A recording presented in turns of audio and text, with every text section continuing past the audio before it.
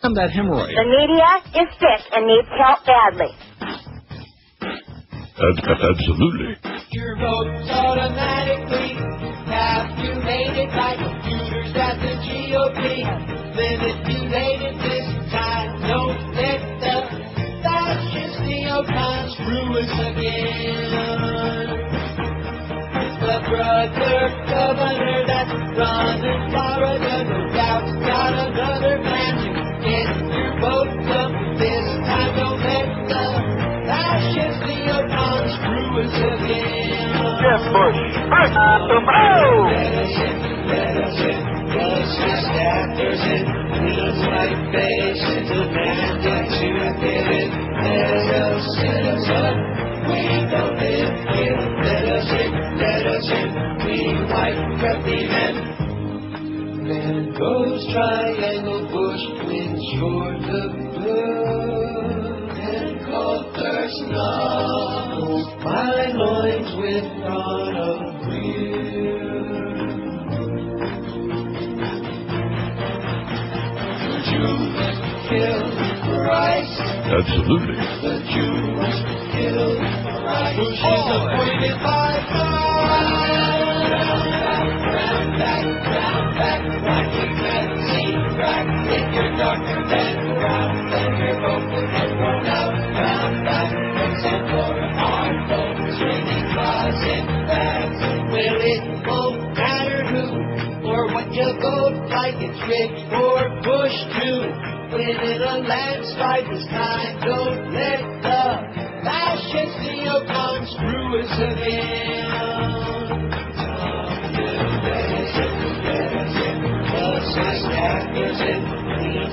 If you're darker than very light brown, your vote will get thrown out and probably hit the ground, is what I'm thinking. Look at that, 10:30 at 560 WQAM. What the hell? Man, this is almost like a real show today. Well, that's to make up for yesterday, right? They want to overdo it. We don't want to give you too many of them real short shows because then you get spoiled, you know. And pretty soon you guys will only want to work about 40 minutes a day.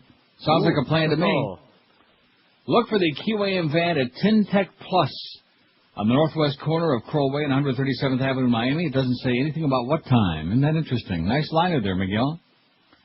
Stop by to pick up a pair of tickets to the FIU home opener this Saturday night or a pair of tickets to tonight's Marlins game at the Pro. A little disappointing yesterday. They had a gigantic crowd, 37,000 plus. Is that correct? It is. But what are you eating now? I'm eating a Cuban from Howie's. You're eating a Cuban, huh? Boy, now back in the day, I could have explored that at great length. But we move right along because we don't want to get Joyce all upset, because Joyce would be very, very psychotic about that if I delved into that line. At any rate, we'll find out what time they're going to be there. You know, they really needed to win, because now I'm looking, there's only 13 games left, if my math is correct, and 4.5 back. We're pretty done. Now you can't say that. Dave Van Boring will kick your ass out of the booth next game, which is tonight, as a matter of fact. Phillies in town. The very disappointing and overrated Philadelphia Phillies in town tonight, 7:05, pregame at 6:30. I see on Friday we got the Crow on. We got Mo, followed by the Crow on Friday before the ball game. How do you like that? That's pretty... That's where you see some arm problems? Right, that's the guy. He's my favorite. Got some bad news to start today. Oh, here's the good news. Drew Barrymore is on our Behind the Beaded Curtain today, naked as a jaybird. In fact, remember that song by Dickie Lee, Patches? No. I think he was thinking about that picture when he sang. Come on, you remember that very morbid song from the early 60s? Tattoos, of course. Yes. At any rate, bad news, Del Iraq again. Oh, this is from Afghanistan. 2 U.S. soldiers were killed in a firefight with insurgents yesterday while an Afghan vice president escaped a bomb attack on his convoy in the latest assassination attempt on a political leader ahead of key elections in Afghanistan, where the warlords, by the way, are back in power. The poppies are growing like crazy, and that's basically it. And the Taliban are reorganizing and doing one hell of a job, and we have no idea where Osama is, or Mullah or any of these people, or al-Zarqawi, or any of these Why can't you people. talk about the good things that we've done over there? Well, if you can come up with some, I'd like to know what they are. Well, they're a free country now, Iraq. Yeah, free to fend for themselves. At any rate, now, here's the poll result from yesterday. Very interesting, I would think. Where's Duff today? Is Duff a little under the weather? Is she out illin'? Is it that time of the month? What's the story? No Duff there. So those of you who listened to Stern this morning, I hope that Josh Darrow, our program director in title, I hope he did a spectacular job of censoring and dumping and dumping. I know George did a good job of dumping this morning, so I was told. Double duty. 2,124 votes. Which of these applies to you? I listened to Neil, not to Stern. 1,363. That's 64.1% of the time of the audience. Now, I just want to say this, and I'm not going to go back to Friday. I must have had like an off day, whatever. We're all for starting doing as little as possible. Right. With all deference to our long-suffering and very supportive and wonderful audience, which we appreciate. I can't even begin to tell you, but nevertheless, it's just one of those things. As you advance in years, even Josh now, who's barely 10 years old, we just, as you get along in years, you say, okay, we've done enough work already. Now let's kind of like ease off a little bit, Yeah, stay awake during the kind of enjoy life a little bit, and not have to overdo it. Fights. Right, that's right. Anyway, so 64% of the audience has no idea what time the show starts because they don't listen to the show that precedes us. But on the other hand, look at it. What was that? Am I getting a little bit too animated, maybe? Yeah, careful. I didn't like that. I think that thing is dying. One of these days, that thing is going to crap out. I think it should be replaced before it dies. Yeah, well, that would be a good idea, but I haven't had any communication with anybody from engineering. I know the engineer here told me that would be a real good idea for them to replace this processor, whatever the hell it is, because they don't last that long and they run very hot, and you can't really turn it off every day because it's like I would have to crawl around on the floor and crawl behind the whole thing. And he said, don't worry about that. So they probably should be replacing that thing, but nevertheless, so one of these days it's going to go out, and then I'll do the show on the phone or something, or you'll just do it. Since you're in Canada, it'll go oot. In fact, I'm pretty sure... Oh, you hear that? Yeah. What was that? I don't know, but I'm panicking. I'm pretty sure I could make it go out if I wanted to scream real loud or start pounding on the counter, and then that'd be a good way to get out of here real soon. Don't do it. Anyway, 1363. Listen to Neil, not to Stern. I've always listened to both Stern and Neil, 832, almost 30%. About 30, man. I listen to Stern on another station, 88, 4.1%. That, of course, because of the difference in technical quality, but mainly because of the difference in content, because the other stations are dumping and dumping and dumping and bleeping and bleeping and bleeping. We have a couple of bleeping idiots in there who are just bleeping everything inside because we don't want to get Joyce upset. And, you know something? Do I sound different now, or is it my imagination? It must be your imagination. You sound just fine. I'm starting to get paranoid about that processor. Because I could always reach over and hit that button. The bypass button. Hey, now. Where'd you go? Hello. How did that sound? Pretty good. And then I'm a Stern listener and a new listener to Neil, 45, 2.1%. That is really special. You know what? Yes, it is. That is pretty good. Because keep in mind the number of people who can vote on these polls every day. We had over 2,100 yesterday. That's pretty darn good response, considering what a short show we had, too, you know? Right. See, that's the kind of thing the audience responds to. They're not all that into these polls about, well, like the one today. Now, the reason I'm doing the one today is because, well, first of all, I love going out to Woodbine and losing my ass at the slots, because you know about us old fags. Do you support the ballot initiative that would allow slot machines in Dade and Broward pari-mutuels? I see we got a very important story in the Herald today. I know my good friend Dick Feinberg will be pleased to see this, and all the other pari-mutuel people. Ex-Education Secretary backs slot machine initiative for school funding. Warning that Florida's education system must find new money to avoid massive tax increases or risk slipping backward. Former State Education Secretary Jim Horn became the chief cheerleader yesterday for that gambling initiative that would allow Miami-Dade and Broward counties to open slot machines at pari-mutuel sites. Oh! Actually, if that happened, I might spend more time in town. You know what? You think? No. No, I wouldn't. Financial pressures from the class size amendment. Oh, that's the one that the governor had, that fat-ass governor had devious plans to circumvent. Financial pressures from the class size amendment, ballooning fuel costs, and recent hurricanes have left some school districts with threadbare budgets, Horn said, and many should be expecting cuts unless some new revenues are generated. Horn said he's backing the amendment because slot machine gambling is already permitted in Florida, but because the so-called cruises to nowhere and Indian casinos are not licensed or regulated, the state don't collect a dime from them. Horn is being paid now by supporters of the amendment, yes, for local control, but would not disclose how much he was being paid. I would guess probably About 30, man. bucks. If Dade and Broward want to license competing gambling facilities, Horn said, the state could capture the lost revenue, help improve state schools. If approved, proposed constitutional amendment 4 would allow Dade and Broward counties to hold an election to authorize slot machines at existing dog tracks, horse tracks, and high-life frontons. Eat some wonton at the fronton. Revenue raised from these slot machines to be taxed and directed to a special education account. Early estimates said that would raise at least $438 million a year for schools. Almost $500 million. Horn, a former state senator who served as Governor Jeb Bush's education, that's fat-ass Governor Jeb Bush, that liar and piece of crap, education chief from July 2001 through August of this year, surprised friends and former colleagues with his endorsement of Amendment 4. When he was chairman of the Senate Tax Committee, Horn helped shepherd the steep tax cuts promoted by the governor and was hardcore against expanding gambling in Florida. He said now he believes gambling is no longer the critical issue, capturing revenue is. From this conservative's mouth to your eyes, he said, Amendment 4 is about improving schools. All right. Anyway, here's the poll question. And we'll never get no 2,000 votes on this, I'll guarantee you that, because it's just not, it just ain't up their alley as much as the poll yesterday. Right.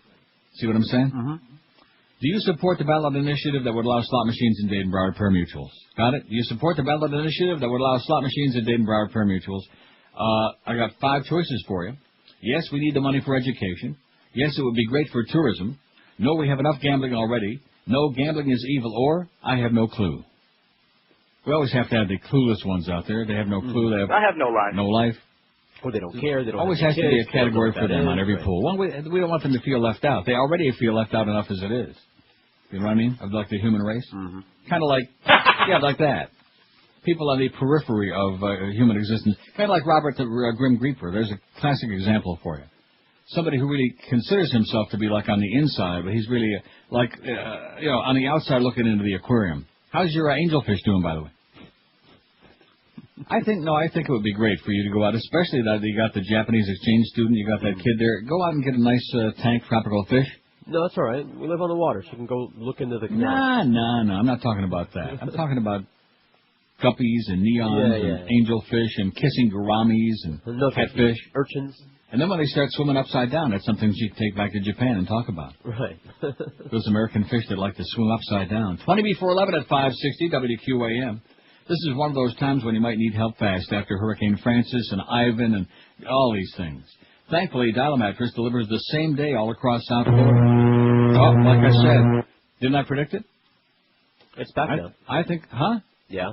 No, but I think that thing's going out. I think it's going out. I'm not doing anything, I'm not shouting or screaming or anything like that. But I think the thing is going out. If I were Clarence or Duff or engineers, I'd be thinking real quick about replacing that processor. Anyway, thankfully, Dial a Mattress delivers same day all across South Florida. When you call 1-800-MATTRESS, you'll choose from the deepest and widest selection of bedding, all available for same-day delivery. Call 1-800-MATTRESS right now for factory direct prices and immediate delivery. You still pick the date and time for delivery to fit your schedule. And Dial a Mattress, of course, continues to be on time 99.7% of the time. Dial a Mattress ranked numero uno in customer satisfaction. They were winners of the 2004 Better Business Bureau Local Torch of Excellence Award.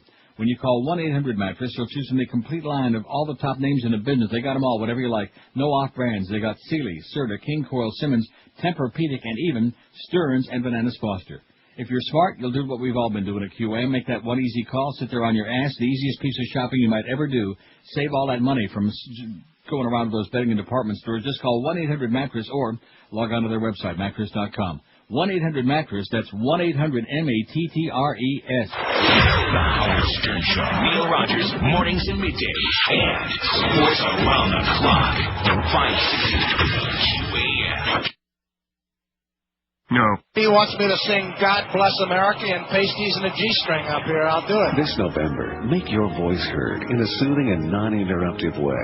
This November, soft rock the vote. Hello, I'm Phil Collins. Please join me and my other adult contemporary friends and soft rock the vote, won't you? Isn't that right, Gloria? That's right, Phil. I'm Gloria Estefan. Get on your feet, come on, and make it happen. Register to Soft Rock the Vote today. If you stopped paying attention to the issues about the same time you stopped paying attention to music, then you're just the type we need to soft rock the vote. Sup, I'm Darius Rucker from Hootie and the Blowfish. Remember me? Yeah, it doesn't matter. As long as you remember to soft rock the vote. Don't you agree, Michael? Hey, I'm Michael Bolton. And if there's one thing a man loves more than a woman, it's his right to express political opinions, as outdated as his taste in music. So whether you're in the dentist's office, an elevator, the supermarket, or at Grandma's house, get down, but not too loudly or rhythmically, and register to Soft Rock the Vote. 10:45. Let's see. Let's take a look at that schedule. Did you hear that too? We're getting all kinds of good technical cuties in there. I like that. We got the Mad Dog at 2, what it looks like on here, and it's written in like ink. All right. On one of those strange typewriters from, I don't think they make those anymore. Ooh. Mo Howard David at 4 o'clock this afternoon because Hank Goldberg continues to be invisible. He's on the payroll at least another week and a half or whatever. We just can't get no information about that because basically Duff and Clarence both lie like crazy, and I wonder where they caught that from. Marlins on deck. See, that's a contagious kind of a thing, line. When the fish is rotten at the top. How's that saying go? Marlins on deck at 6:30. 7:05. The Phillies at the Marlins at PP Park, 8 after the baseball game. That's today's schedule. It's all printed on there like in ink, which is a pretty good sign. Well, part of it's a good sign. Part of it's a bad old man, I think, A bad old man. I got all kinds of stuff here. Now, we didn't take any calls at all, did we, yesterday? I don't think we took even a one. I don't recall. No, we didn't. Well, we didn't have any time. We had an hour and 50-minute show because we had the ball game. Stern went on till, about 20 to 11? Right. 10 to 11, something like that. A very, very long time. Thank you, Howard. So we didn't have time to take any calls. So we'll intersperse a few of those today because we got like 3 hours and 15 minutes, almost like a real show. Not quite. 5670560, pound 560 for Verizon and Singular Wireless lines for any of those the great callers out there who'd like to get in and have their voices heard. Poor Dan Rather, poor CBS. I think CBS ought to be horsewhipped, not because they got the information wrong, because basically the information was right. It's just the documents may or may not be accurate as far as legit. They just can't prove that they're accurate. They just can't prove that they're legit, but don't confuse the public with the facts. And isn't it, you see the difference between the Democrats and Republicans? Take a look at these swift boat veterans. There is no question that this whole thing is being coordinated out of the White House. These are all people on the Republican payroll, basically, who came up with this swift boat veterans thing, invented this thing to attack Kerry because they can't talk about what's really going on the last 4 years. And it just, it was pointed out who these people really are, and it's like the mainstream media ignored it. Well, we don't care about that. But now that CBS has got their ass in the frying pan again, just like they did with that Janet Jackson and Justin Tinkerbell Booby thing. Oh, gee, well, look at CBS. We better fire old Dan Rather. He's only 72 years old. Let's send him out to pasture. All this other crap. Forget about the fact that the story is legitimate and that the very secretary for the lieutenant colonel, now deceased, said, oh, well, guess what? These don't look like the original documents, but that's what I typed, and that basically says exactly what I wrote, because it's true. It's just astonishing. And then there's that self-hating fag Ed Crotch on CNN this morning, Democrat turned Bush supporter. And again, I'm assuming that's the Israel thing all over again, Oy! Especially in the high holidays. He's feeling very David Frum. WQAM, hello. Hi, Lighthouse Point. What did he say? He said Lighthouse Point, and then he hung up. Oh, Lighthouse Point. Oh, see? I think he blew us out. There it is. Woo. Well, come on, just relax. I know how to get it back, but this is not going to fly. Where did this come from all of a sudden out of nowhere? We didn't have any problem the last few days, huh? It's not going to get better. It's going to get worse. It's going to blow out? When in doubt, it's going to blow out? When have you ever heard of a piece of equipment getting better with age? Well, yeah, but it went away, see. It went away for a few days, and I'm not doing anything different, but you're right, it's going to blow. It's not a good sign. I think maybe you better get prepared there, even though I've got this enormous pile of stuff. Huh? Let's go to Lighthouse Point. Oh, that's right, I hung up on him. Well, I couldn't hear what he said. Well, I think he blew it out, is what I think, even though it has no effect on the compressor because it doesn't go through there. Huh? Just as well. Oh. WQAM, hello. Hey, you do know the story of why Howard's not on the air, right? Why Howard's not on the air? I mean, Hank. The humper, yeah. What's the story? Well, he criticized the owner of the Marlins' personal life. Yeah. Such that, I guess you found out they're having marital problems. Let me ask, what is it? Yeah, so let me ask you, why That's just what I heard on the radio. Hey, I'm all for him. I think they think he's getting the raw deal. Calm down a little bit. I've already talked about that many times, and I keep trying to find out if there's something more to it than that, because if Jeffrey Lurie is going to decide who's going to be on the air on WQAM, then we got real bad problems on this radio station. You're absolutely right. They're so desperate to hold on to the Marlins. They'll lick his ass, and they'll still do it. Well, you can get some really bad diseases from that, is what I'm hearing. Okay, thanks for the bad news. We love the humper on this show, okay? We're all for the humper, you know what I'm saying? If you like her, that was fun. Humper. Anyway, no, I can't say that. No, I'm sorry, Joyce. I didn't really say that. You just thought I said that. What was I I couldn't hear you. Your mic was doing that thing. No, it was not doing that thing. At any rate, just like me and Wayne, for example. Now, I was going to save this. Now, this isn't where it is. Where the hell is that thing about the here it is, the Dolphin website, the fan forum. See, this is what you have. All you sports nerds out there, even those who just follow with casual amusement, who aren't really sports nerds, the Panther thing. Remember back when we very first came to QAM and I got sucked into that whole thing with Brian Murray and about Chris Moore, and they had Chris Moore coming in on when Murray would have the coaches show every week in the morning with the Mifo and the little dog and Geldy. You remember Geldy? Long since gone. At any rate, and they would screen the calls because they didn't want any criticism about BM and his butchering of the franchise. Well, I got into a big thing about that, and of course, then we have the Wayne business with the Dolphins and the fact that he's put together this embarrassing, a girls' franchise with a coach who's obviously a born loser, a track record of losing, clueless at best, and then we got no quarterback who's even close to being qualified as starting. Now there's no running back now that Ricky's gone off to do drugs in Australia. No offensive line, but other than that, the defense, by the time the fourth quarter comes, as good as they are, they're out of gas. Kind of like Steely Dan. It's the Steely Dan defense. Remember the Steel Curtain in Pittsburgh, Josh? I do. We got the Steely Dan defense in Miami. By the fourth quarter, they're just ready to pass out, and they just couldn't stop a girl. Anyway, so that's the deal. So they're getting obviously a lot of heat from it because of I shouldn't have said heat. A lot of crap. So the Miami Dolphin website removed the fan forum. This is what somebody emailed to us. It says, you can imagine what people were saying. Here's the official Dolphin reason for removing the fan forum. They send this out. After much effort and discussion, the Miami Dolphins have decided to remove the message boards featuring the feature from MiamiDolphins.com. We can no longer effectively manage these fan forums and present a product that is fan-friendly and promotes a family environment, both important qualities of our organization and the goals of our website. The message boards have been a website feature since the 2000 season, but we've encountered a wide range of problems. These include trolls, i.e. anyone who thinks the Dolphins suck, sexual innuendos, i.e. that sucker will never complete a pass, indecent language, i.e. wants that you mother her, personal attacks on posters, i.e. are you comparing the Dolphins to Patriots, you hole, inappropriate topics, i.e. 93 reasons the Dolphins will go 3-13, and others. The list of complaints too long to mention. We've done our best. Now, is it you sure this is legit? No. Oh. It says we've done our best to delete posts that violate our code of conduct and warn or ban the user who posted them upon their discovery. Unfortunately, the volume of problems is such that we feel like we can better use our time creating and providing quality content that will keep fans like yourselves returning to MiamiDolphins.com. We appreciate your support of the Miami Dolphins. I guess what you ought to do, maybe Josh can look it up now. Go to MiamiDolphins.com. And see if they have a forum. And see if there's the fan forum, if this message is on there, because this is just an email somebody sent in. The last thing we need at this stage of the game, and I do mean game, the last thing we need is to get snookered in by somebody who just manufactured this, right? It might be another one of those CBS memos. Uh-oh.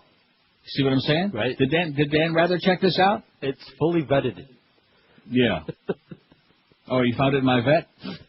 The problem with America, now whoever sent this into us says the problem with America is stupidity. Well, all I can say about that is you are absolutely correct, sir. Because I'm not saying there should be a capital punishment for stupidity, but why don't we just take the safety labels off everything and let the problem solve itself? In other words, if people want to send in a bunch of hostile and why shouldn't they be able to vent, right? If people are pissed off and fired up, I think they have a legitimate reason to be pissed off and fired up. I mean, even when a casual sports fan like myself, who's not obsessed, even with the hockey lockout, it's not going to affect my life in the least, but, who cares at this stage of the game? Overpaid dumb jocks. Oh, that's legit, though, because I pulled up the Dolphin fan forum, and it says that exactly right here. It says exactly what I just read. So thanks to whoever faxed this to us or emailed it or dropped it in the box or slid it under the door. Thank you very much, because it just goes to show you again the thin skin of the sports organizations. The Panthers, very, very historically thin skin. The Marlins, and I don't understand the Marlin thing now because some of us have been ripping John Henry and Wayne before it was John Henry. And remember when David Sampson and Delilah and Jeffrey Lurie first came to town? Right. Remember that? Yeah. And even when they won the World Series, they were making fun of them. Like, we did it! Yeah, stuff like that. Where is the one where he says...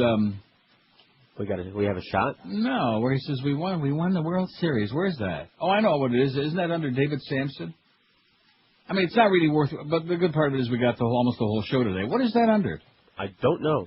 Oh, I can't find that. We do have... We did it! Well, at any rate, we've had a lot of fun at their expense, and rightfully so, but the fact is that, they've gone to great lengths to build a reasonable organization and be a legitimate contender every year now, and they got a real ball club.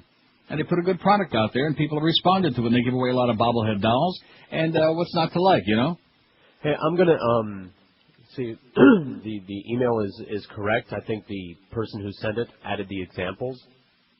So I'm going to print their response from their website and email that to you. No, don't email it. Just fax it out. Yeah, don't potchkey with the emails, especially during the middle of the show, okay? I meant fax.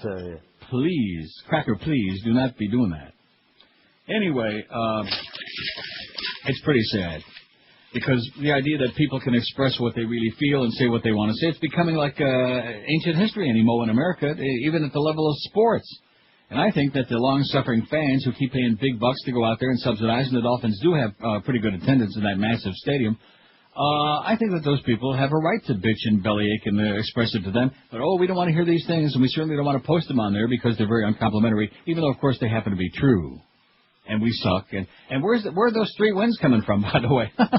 Maybe one against the Bills, I'm thinking. But where else are those other 2 wins going to come from? Think about it.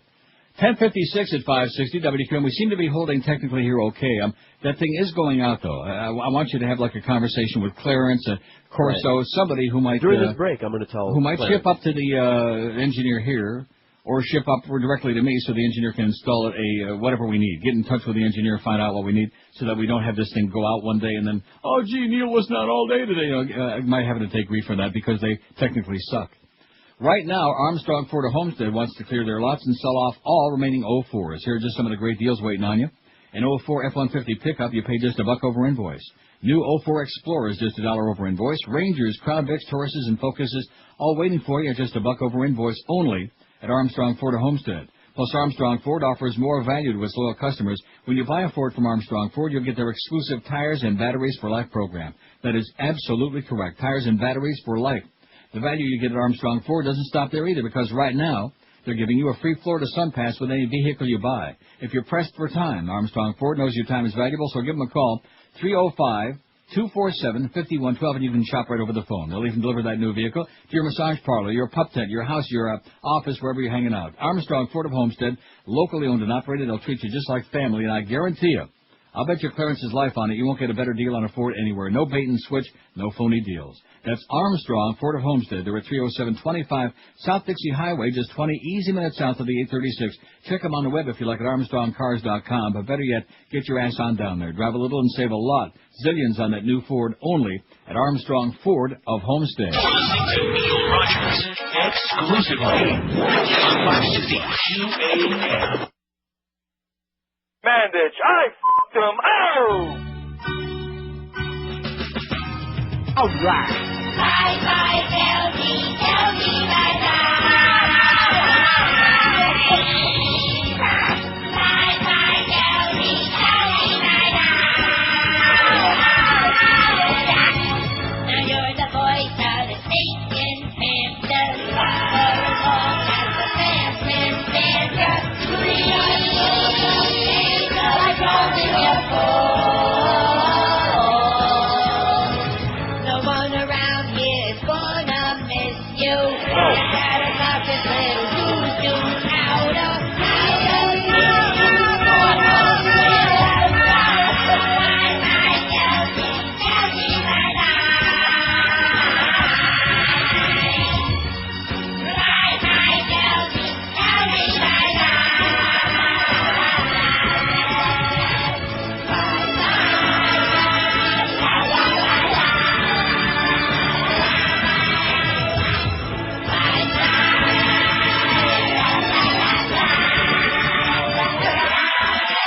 Here's a world exclusive for the Neil Rogers Show. I have it on very good authority from my close friend, the Rim Man, who knows his hockey crap, man. He knows his crap.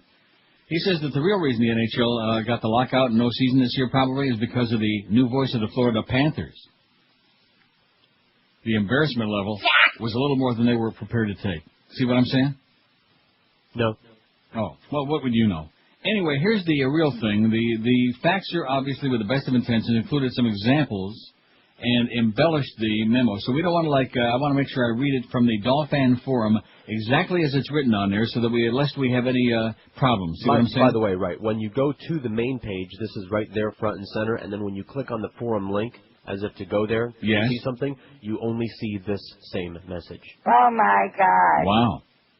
At any rate, it says, Dolphin Forum. After much effort and discussion, the Miami Dolphins have decided to remove the message boards feature from MiamiDolphins.com. We can no longer effectively manage these fan forums and present a product that is fan-friendly and promotes a family environment, both important qualities of our organization and goals of our website. The message boards have been a website feature since the 2000 season, but we've encountered a wide range of problems. They include trolls, sexual innuendos, indecent language, personal attacks on posters, inappropriate topics, and others. We've done our best to delete posts that violate our code of conduct and warn or ban the user who posted them upon their discovery. Unfortunately, the volume of problems is such that we feel like we can better use our time by creating and providing quality content that will keep fans like yourselves returning to MiamiDolphins.com. We appreciate your support of Miami Dolphins. You know something? That's it. After reading this, I concur with them. And you want to know why? Oh, because we went through it. Because we went through it with our chat room. Oh, boy, I'm going to tell you something. If you want to read a bunch of swill, 99% of which had nothing to do with me, George, this show, the radio station, it was just a place for a bunch of computer nerds to scream at each other and just act like real... Absolutely. Slap fight with each other. Yeah, that's right. Yeah, it was just a conduit. It was a Gary conduit for a bunch of misfits who were trying to say... I have no life. But we already knew that. So that's the deal with that. Okay. Sounds like this is going to be okay. We may have some occasional blips during the show, but, yeah, one or two of those raspberries. That was not a raspberry. That was a technical glitch. Yes, it was. Electronic. It's a bitch when you have a technical glitch. I'll tell you, okay, here's the deal. Do you support the ballot initiative that would allow slot machines in pari-mutuel in Broward?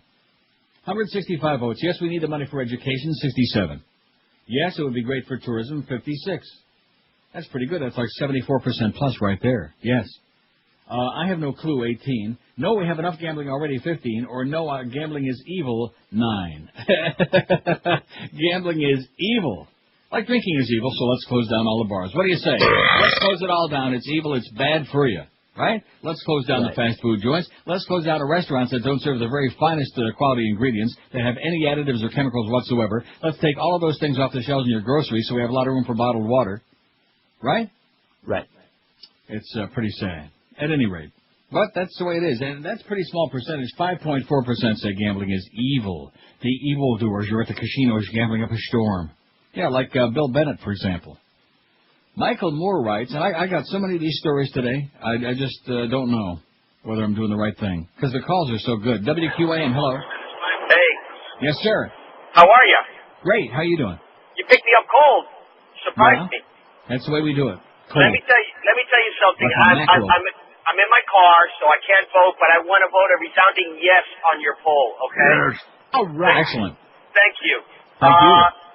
You know, Neil, the hypocrisy of this whole Hank Goldberg dilemma has had me perturbed for a long time. And me too. You know, and Mo Howard is the one that sits there in his place.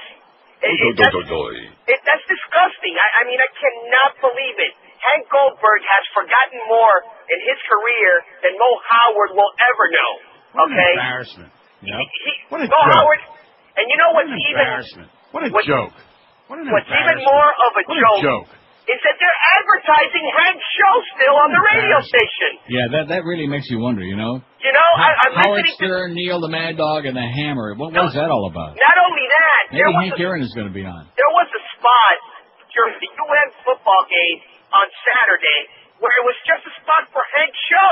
Hey, stupid. Right. You know what? If Hank does not come back on the air soon, all right, I'm going to go to Dolphin headquarters and jump off the tallest building. All right. I'll be right there with you, man, watching.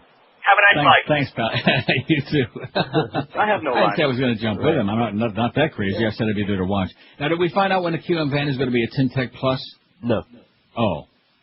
See, look, I mean, I don't want to be one of those complainers and whiners. Nobody likes a whiner, including me. I don't like that. But you just reach the point where you get fed up. It ties in with what this last caller was talking about. This radio station is so schlock, so incompetent, so just... We just don't care about anything except grabbing people's money. That's all we care about. Oh, and you guys go in there and get us the big ratings, of course, because we got to sell that, you know. Yeah, because they give us so much to work with. Not, including the equipment here that's on the verge of like going out any minute. You would have thought that when we had that episode last week and the engineer came up here, the very fine local engineer who really knows his crap and is great, who helped to build it, who basically built this place by himself. You would have thought that when he said, well, and I know he communicated that to George Corso because he said he was going to, But there's nothing. Nothing has happened. There's no new piece of equipment. There's no date for them to come in here and do anything. I mean, he came up here and looked at it and said, this thing is going out. It's on the way out. And it's the compressor. Now, I can't turn it off. Now, let me do an experiment, okay? I hate to do this on the air, but we're so Bush League anyway. I'm going to turn on the bypass on the compressor. What I want to see, I mean, you can't hear me, right? Right. I want to see if it affects the... Rock solid. See, it only affects the microphone. Correct. Now, let me crank it up a little bit. Does that sound any better? It does. Is it acceptable, or is it... Because that's wide open now. We can, if you crank your microphone wide open and wide open. Bring everything else down a little bit. Right. And then we can just open up your pot down here, the master pot for you, and then it'll work out. Now, okay. Now, that was it. Do some up there, Jeff. That was just a test, just to make sure. So... Worst work. comes to worst, we could improvise that way, okay? Just turn the compressor off so that I can still be on the air, and then we can hopefully get it fixed within a month or two. I mean, seriously, even something just as simple as this promo. It says, look for the QM van. Is there a time? Is it now? Oh, yeah, it's right now until the tickets are gone.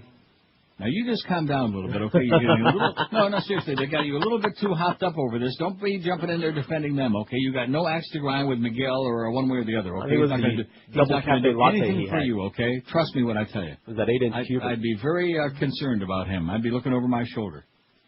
Anyway, look for the QM. Now till when? Till the tickets are gone? Is that a good bet or whatever? Yeah, that's a good bet. Just keep looking for it, okay? I know a lot of us are looking for it all the time. Look for the QM van right now, as I speak, at Tintec Plus on the northwest corner of Kroll Way and 137th Avenue in Miami, where no speak English allí. Stop by to pick up a pair of tickets to the FIU home opener this Saturday night, or a pair of tickets to tonight's Marlins game against the Philadelphia Phillies at PP Park. So, do it, okay, right now at Tintec Plus. Who's out there? Is it Frank? Is it Miguel? Is it one of our flunkies? Is it? Let's go with Frank.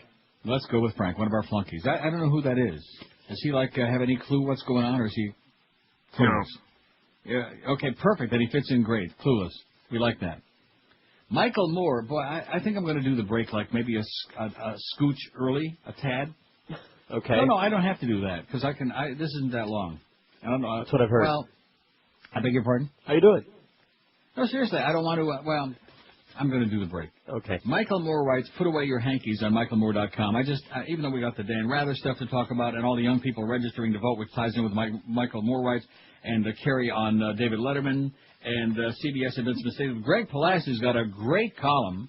Of course, he's on the BBC because he can't say what he wants to say in America. The networks won't put him on, and he mentions that over and over again, the fact that that's why he's over with the BBC, because America censors everything. The lynching of Dan Rather is the name of that column. I got a whole lot of stuff. We got the 3 presidential debates, the first of them coming on September 30th at 9 p.m., and that great bastion of higher learning and yearning, the University of Miami. Huh? Where Donna Shalala is pissed off. Oh, and guess what I saw in the newspaper here the other day? An ad for the local sports station, The Fan. You know what it said? What? We have balls. I bet you Donna Shalala I bet you Donna's getting the shears out right now. You're listening to Neil Rogers exclusively on 560 QAM.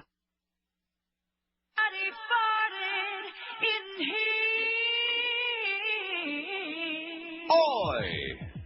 And it just keeps stinking, stinking, and stinking, stinking, and stinking, stinking, and stinking, stinking, and stinking, stinking, and stinking, stinking, and stinking, stinking, and stinking, stinking, and. In this little room, I heard a big boom. When I turned around, could not see whom. And in the air, here smells just like a tune. It was the crack of doom, and sure ain't no perfume. We got a toxic emission, line of macro admission. Open all the doors here, that's what I'm wishing. Can't get the smell out, so get the hell out.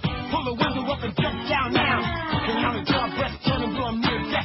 Run away, northwest, east, south. Somebody, they know they did it. Got sticky, cause they farted. Yeah, they farted. Yeah, they farted. Somebody farted. Yeah. Somebody farted in here. Somebody farted. You smell that? Somebody farted in here. Somebody farted in here. Somebody farted in here. Somebody farted. Somebody farted in here. Somebody farted. Now, the reason I play that is to give George an opportunity to apologize to Berkeley from our sales department, who came out this morning and asked me a question about a client that she's working on. Of course, she has no clue whatsoever. And or just before she entered the studio where George was sitting, just only moments before, it was one of those deals where he had emitted a certain amount of noxious gas. I don't want to get into detail because Joyce will get very, very angry, and so will Donna Shillelagh. But a gigantic amount, a voluminous amount of very noxious cheese, and as a result, Berkeley came in and was swooning. And I wondered why it was such a short conversation, but then I found out. Always a pleasure to have a brief conversation with Berkeley because she's clueless anyway. And George wants to apologize. Now, the fax I just sent you is not for on the air. That's for tomorrow, okay? All right. But just FYI, because I was so proud of myself for coming up with that, I thought you probably would be amused and interested in that. Mm-hmm. It is. We haven't Don't done you think anything that's like fine? That. It's a fine poll. I think the audience will be clamoring to get on that poll, to hop on that poll tomorrow. Now, see, I could have put screw-an on there, but you'll notice the operative word there, worst as opposed to most often. Okay? You see there in the question? I'm sorry. You must have dropped out or something. Oh. Michael Moore says, put away your hankies.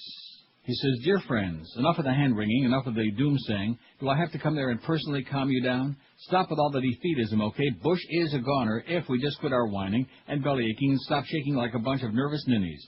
Geez, this is embarrassing. The Republicans are laughing at us. Do you ever see them cry, oh, it's all over, we're finished, Bush can't win, wah, wah. Hell no. It's never over for them until the last ballot is shredded. They're never finished. They just keep moving forward like sharks that never sleep, always pushing, pulling, kicking, blocking, lying. Kind of like Greg Reed.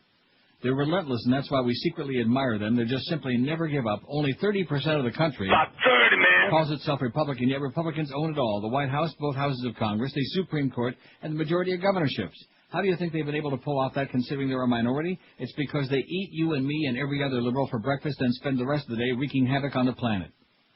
Look at us. What a bunch of crybabies. Bush gets a bounce after his convention. You'd have thought the Germans had run through Poland again. The Bushies are coming. The Bushies are coming. Yes, they caught Kerry asleep on the swift boat thing. Yes, they found the frequency in Dan Rather and ran with it. Suddenly it's like, the end is near, the sky is falling. How do you like that? Michael Moore stealing our... Although I guess Chicken Little wants a piece of that action too, you know what I'm saying? The sky is falling. No, it is not. If I hear one more person tell me how lousy a candidate Kerry is and he can't win, damn it, of course he's a lousy candidate. He's a Democrat, for heaven's sake. The party is so pathetic they even lose elections they win. What were you expecting? Bruce Springsteen heading up the ticket? Bruce would make a hell of a president, but guys don't like him. Guys like him don't run, neither do you or I. People like Kerry run. Yes, of course, any of us would rather have a better, smarter, kick-ass campaign. Of course we'd have smacked each and every one of those phony, swift-boaty bastards down, but we are not running for president. Kerry is. So quit complaining and work with what we have. Oprah just gave 300 women a Pontiac. Did you see any of them frowning and moaning and screaming, oh, God, not a friggin' Pontiac? Of course not. They were happy. Yeah, the Pontiacs all had 4 wheels, an engine, and a gas pedal. You want more than that? Well, I can't help you. I had a Pontiac once. It lasted a good year, and it was a very good year. My friends, it is time for reality check. 1, the polls are wrong. They're all over the map like diarrhea. On Friday, one poll had Bush 13 points ahead, another poll had them both tied. There are 3 reasons why the polls are BS. 1, they're polling likely voters. Likely means those who have consistently voted in the past few elections, so that cuts out young people who are voting for the first time, and a ton of non-voters who are definitely going to vote this election. Secondly, they're not polling people who use their cell phone as their primary phone. Again, that means they're not talking to young people. Finally, most of the polls are weighted with too many Republicans, as Pollster John Zogby revealed last week. You're being snookered if you believe any of these polls. 2, Kerry has brought the Clinton A-team. Instead of shunning Clinton as Gore did, Kerry has decided not to make that mistake. 3, traveling around the country as I've been doing, I got to tell you, there's a hell of a lot of unrest out there. Much of it's not being captured by the mainstream press, but it is simmering and it is real. Do not let those well-produced Bush rallies of angry white people scare you. Turn off the TV. Except Jon Stewart and Bill Moyers, everything else is just a sugar-coated lie. 4, conventional wisdom says if the election's decided on 9/11, the fear of terrorism, Bush wins. But if it is decided on the job we're doing in Iraq, then Bush loses. And, folks, that job, you might have noticed, has descended into the 3rd level of hell we used to call Vietnam. There's no way out. It's a full-blown mess of a quagmire, and the body bags will sadly only mount higher. Regardless of what Kerry meant by his original war vote, he ain't the one who sent those kids to their deaths, and Mr. and Mrs. Middle America knows it. Had Bush bothered to show up when he was in the service, he might have somewhat of a clue as to how to recognize an immoral war that cannot be won. All he's delivered to Iraq was that plasticized turkey last Thanksgiving. It's this failure of monumental proportions that's going to cook his goose come this November. So do not despair. All is not over. Far from it. The Bush people need you to believe that it's over. They need you to slump back into your easy chair and feel that sick pain in your gut as you contemplate another 4 years of George W. Bush. They need you to wish we had a candidate who didn't windsurf and who was just as smart as we were when we knew Bush was lying about WMD and Saddam planning 9/11. It's like Karl Rove is hypnotizing you. Kerry voted for the war. Kerry voted for the war. Kerry voted for the war. Yes, yes, he did. No sense in fighting it now. What I need is sleep. Wake up. The majority are with us. More than half of all Americans are pro-choice, want stronger environmental laws, are appalled that assault weapons are back on the street, and 54% now believe the war was wrong. You don't even have to convince them of any of this. You just have to give them a ray of hope and a ride to the polls. Can you do that? Will you just do that? Just for me, please. Buck up. The country's almost back in our hands. Not another negative word until November 3rd. Then you can bitch all you want about how you wish Kerry was still that long-haired kid who once had the courage to stand up for something. Personally, I think that kid is still inside him. Instead of the wailing and gnashing of your teeth, why not hold out a hand to him and help the inner soldier protester come out and defeat the forces of evil we now so desperately face? Do we have any other choice? Yours, Michael Moore. He is just the best. Wow. Him for president. And of course, they've very successfully trashed him, too, in the New York Times. I think I have that column in here also, about the New York Times giving him a bunch of crap about this. Well, we'll get to that later. Case of Moore versus the Times, if we have time. See, I have a lot of a whole stack of crap here now that we have almost a real show today. So, we can intersperse a few call here and there, but I just got some heavy-duty stuff, and I'm thinking that maybe a few people about 30, man, out there in Radio Land might actually care about these things with the election only 6 weeks from today. That is a scary proposition, right? 6 weeks from today. Now, I bet you Line 9 has got something very important to say. QAM, hello. Hey, Chick Winter. See? Told you. What did I tell you? The best. He's almost as good as Abu Ghraib. Oh, and by the way, El Presidente just spoke at the UN, and they're all like crying now. I'm not sure what they're crying about. Take guard down. I mean, can you imagine the rest of the world watching and thinking, this is the best and the brightest? This is America? Oh, no, they know. Oh, my goodness. They know all about it. What is wrong with some of you people out there? This is what you want representing you, this dunderhead, this goofball who can't even spell us? I mean, get with it. And anyway, speaking of what Michael Moore just said about young people, here's some good news.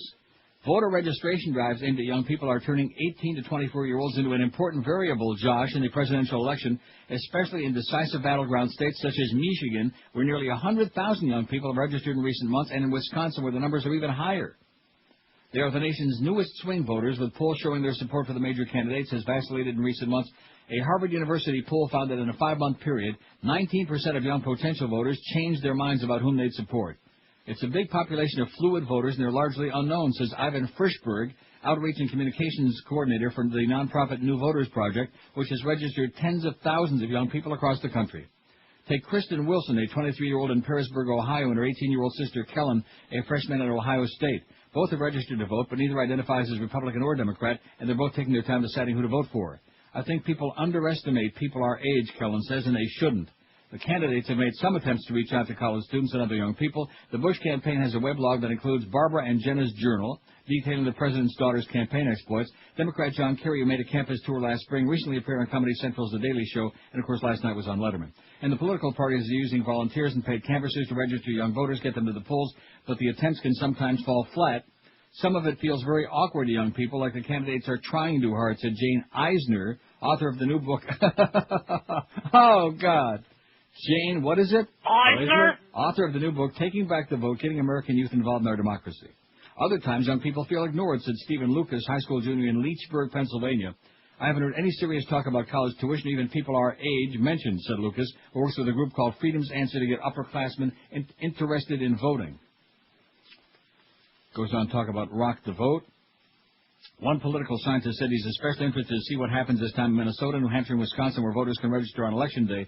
Data has shown that young people are especially likely to take advantage of same-day registration. Stephanie Camargo, a recent graduate at University of Florida in Gainesville, opted not to vote in 2000, says she'll be one of those young people who gets to the polls November 2. She has many motivators, from 9/11, the war in Iraq, where she has a cousin fighting, to peers who are still looking for jobs. Gee, I wonder who she's going to be voting for. Before I thought of politics as a game, says Camargo, 22, is registered in Broward County. Now I realize you have to play the game if you want to make a difference. You're listening to Neil Rogers exclusively on 560 QAM. Point of view, now we're certain our lives are through. Bye-bye, I'm dead, so long. Bye-bye, so long. See you in the shower. See you when they get around to you. Here we are. when asphyxiating. When the bubbles start to spread, I'm dying over here. Two-step line, but remember, there is danger in what you're seeing on Fox News. When I see you in the showers, here's a tip for you. You won't need a towel. Gestapo will come for you. Included centers and kidney juice. Bye-bye, I'm dead, so long. Bye-bye, so long.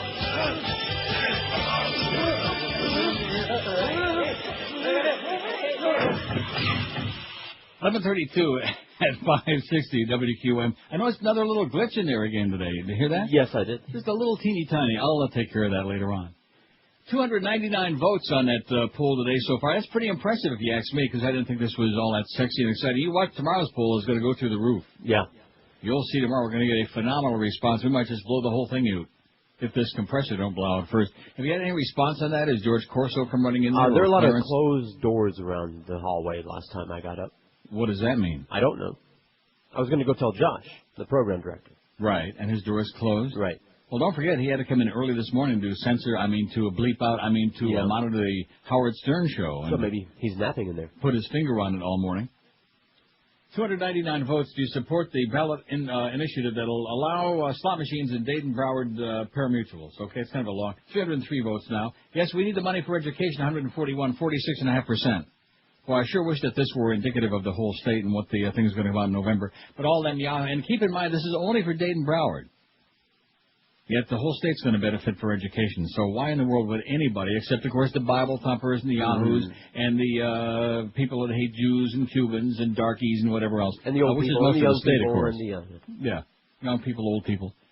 Yes, we need the money for education, 141. Yes, it'd be great for tourism, 90. Another almost 30% right there. About 30, man. So that's 76.5%. I have no clue, 29. They don't know what it's all about. No, we have enough gambling already, 28. And no, gambling is evil, 15.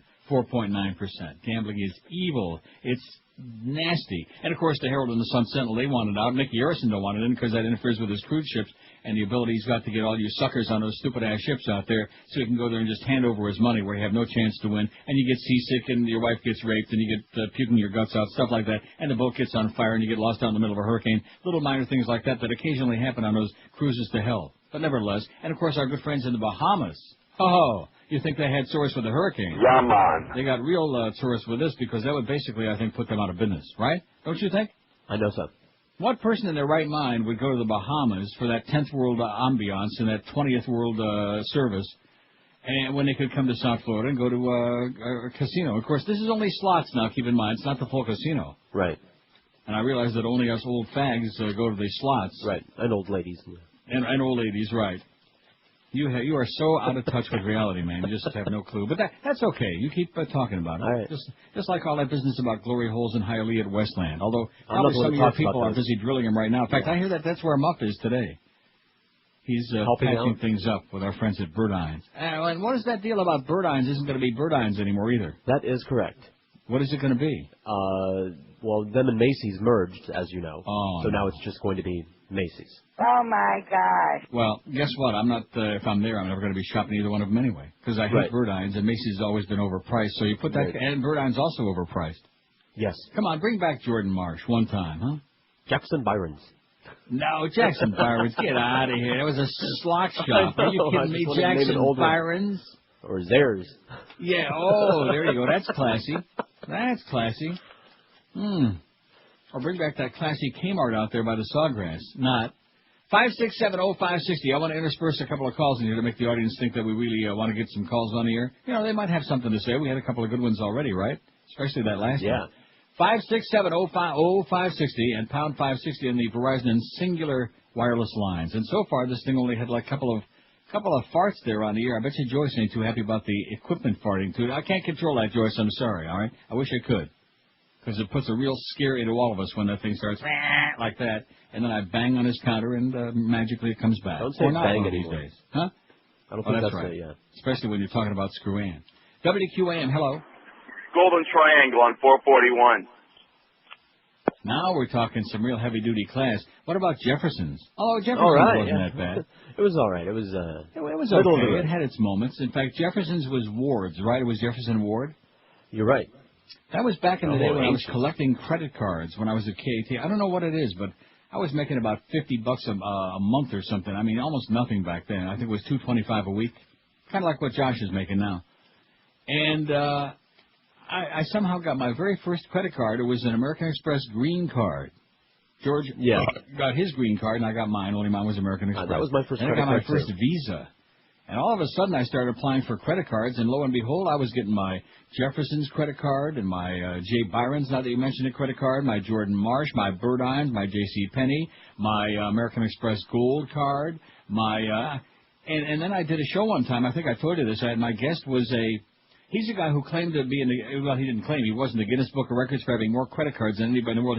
He brought them in, you know how you have like stamps in an album or coins in an album? He had his credit cards in an album. And there were hundreds and thousands and zillions. I mean, and when I opened up my wallet, and I showed him, I forget which one it was. I think it was either Burdines or one of those. No, it was the Jordan Marsh. And he went spastic. Oh, I don't have that. Where do I get my application? I don't have that one. Yeah. He even had a mortgage credit card, which was good and this was back in 1976, $10,000 on your credit card as a down payment on a mortgage. How do you like that? Wow. That's more money than you make in 2 years, for crying out loud. He had it on a credit card. Now, of course, I mean, dime a dozen. You got like drawers full of credit cards. They send you credit cards whether you want them or not. If you're dead or alive, it makes no difference to them. They're only charging you like 98% interest. WQAM, hello. WQAM, hola. Hello. WQAM, hello. George, it's a power bottom. Somebody wake up Al Franken, will you please? He's going on here in 21 minutes. WQAM, hello. See, I told you these calls would be good, didn't I? WQAM, hello. Oh, WQAM, hello. Hi, Neil. Hey, yes, Neil. Sir. Yeah. Hey, what's going on? Remember Best Stores? Best Stores, no. Best. No, remember those? Okay, let me ask you a question. When I'm watching a Marlins game, behind the batter, they're already asking for a yes on an amendment something. Does that have to do with the stadium itself? Vote yes on amendment number or whatever it is. I haven't got any idea. You haven't even seen that yet, huh? No, haven't heard about it. And then the last thing is, I listen to Stern, I listen to you. Don't worry about whatever time Stern goes off. I'm always there for you. All right, Neil? Neil? Thanks a lot, Pally. Have a All right, great day. Later. Somebody will know about that deal, right? I suppose. Maybe about Josh the deal. does. Do you know what that's all about? What did he say? He said it's 20 till noon at QAM, time for a break. You're listening to Neil Rogers. Correct. 560 QAM. Only in the Banana Republic, baby. Only in Miami.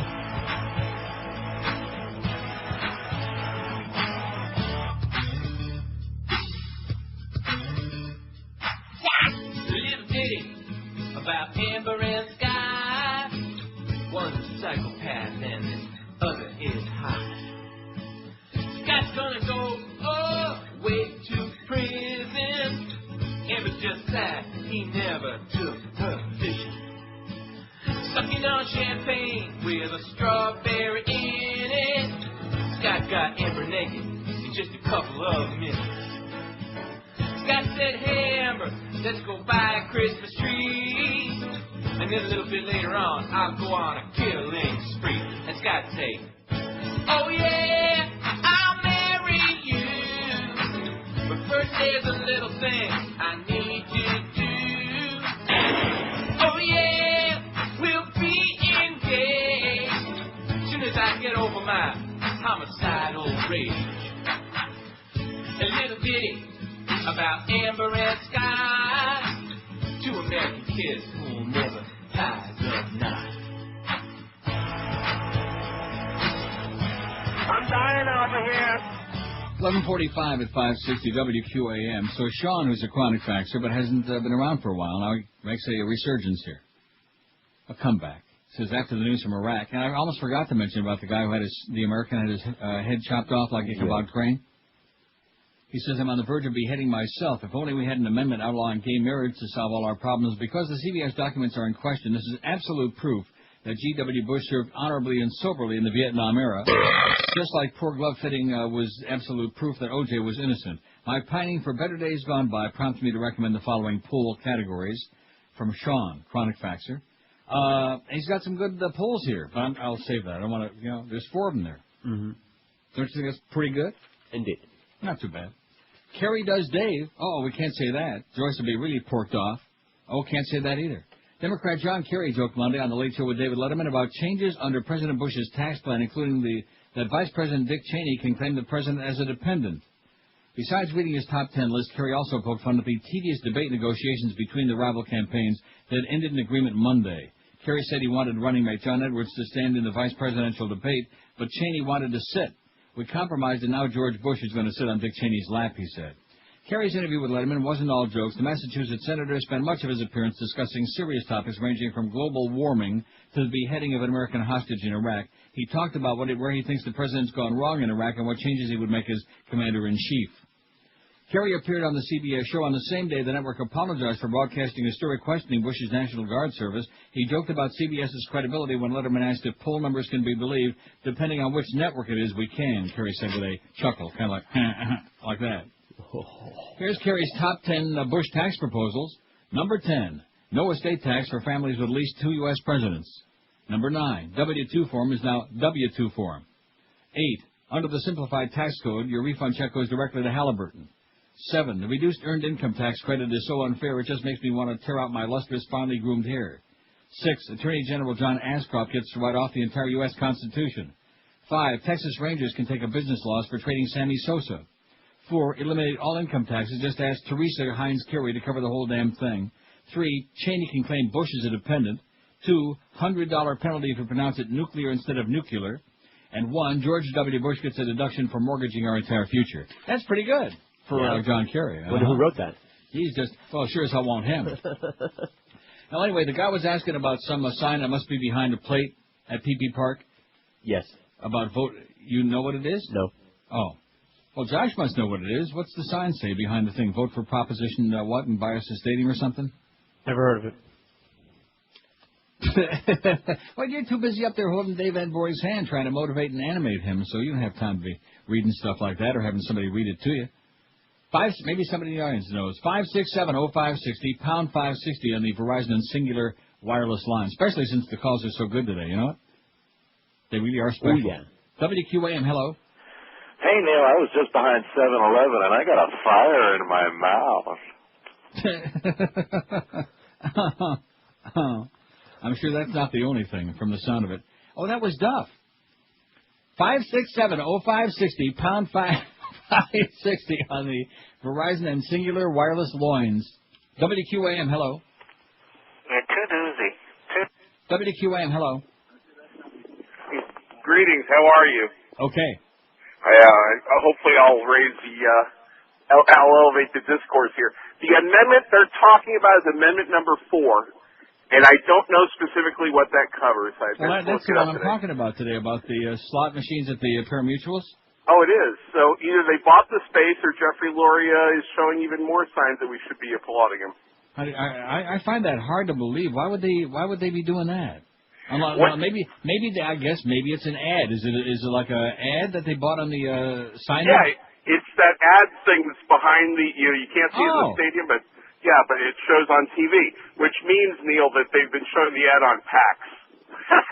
Oh my God! Can you believe that? Buddy Bud is going to have a nervous breakdown. Oh, that's right. He don't own PAX anymore. I think he sold that to NBC or something. I don't see that being a real family outlet anymore. They were showing Caddyshack the other night, but who for cares? A very large profit, by the way, like everything else. Well, I remember how he dismantled IOD, so,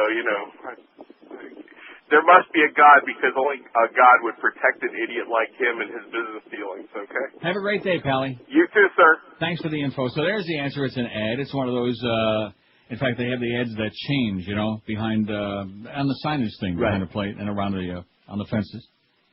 And that's one of them. Vote for Prop 4, which is on the poll today. Isn't that propitious, huh, that the guy called and asked about that? And I'm sure there are a lot of people who don't know about what that is, and many people, they go vote, especially during a presidential election. They vote for president. Maybe they vote for a couple of other things, but like the Senate race. And that's about it. And they don't vote for the propositions because the only proposition they're hoping to get is behind 7-Eleven. Or maybe behind the train station there in Amsterdam, behind Central Station. Do you support the ballot initiative that would allow slot machines at Dade and Broward pari-mutuels? 382 votes. That ain't too bad, you know. 380 and 2.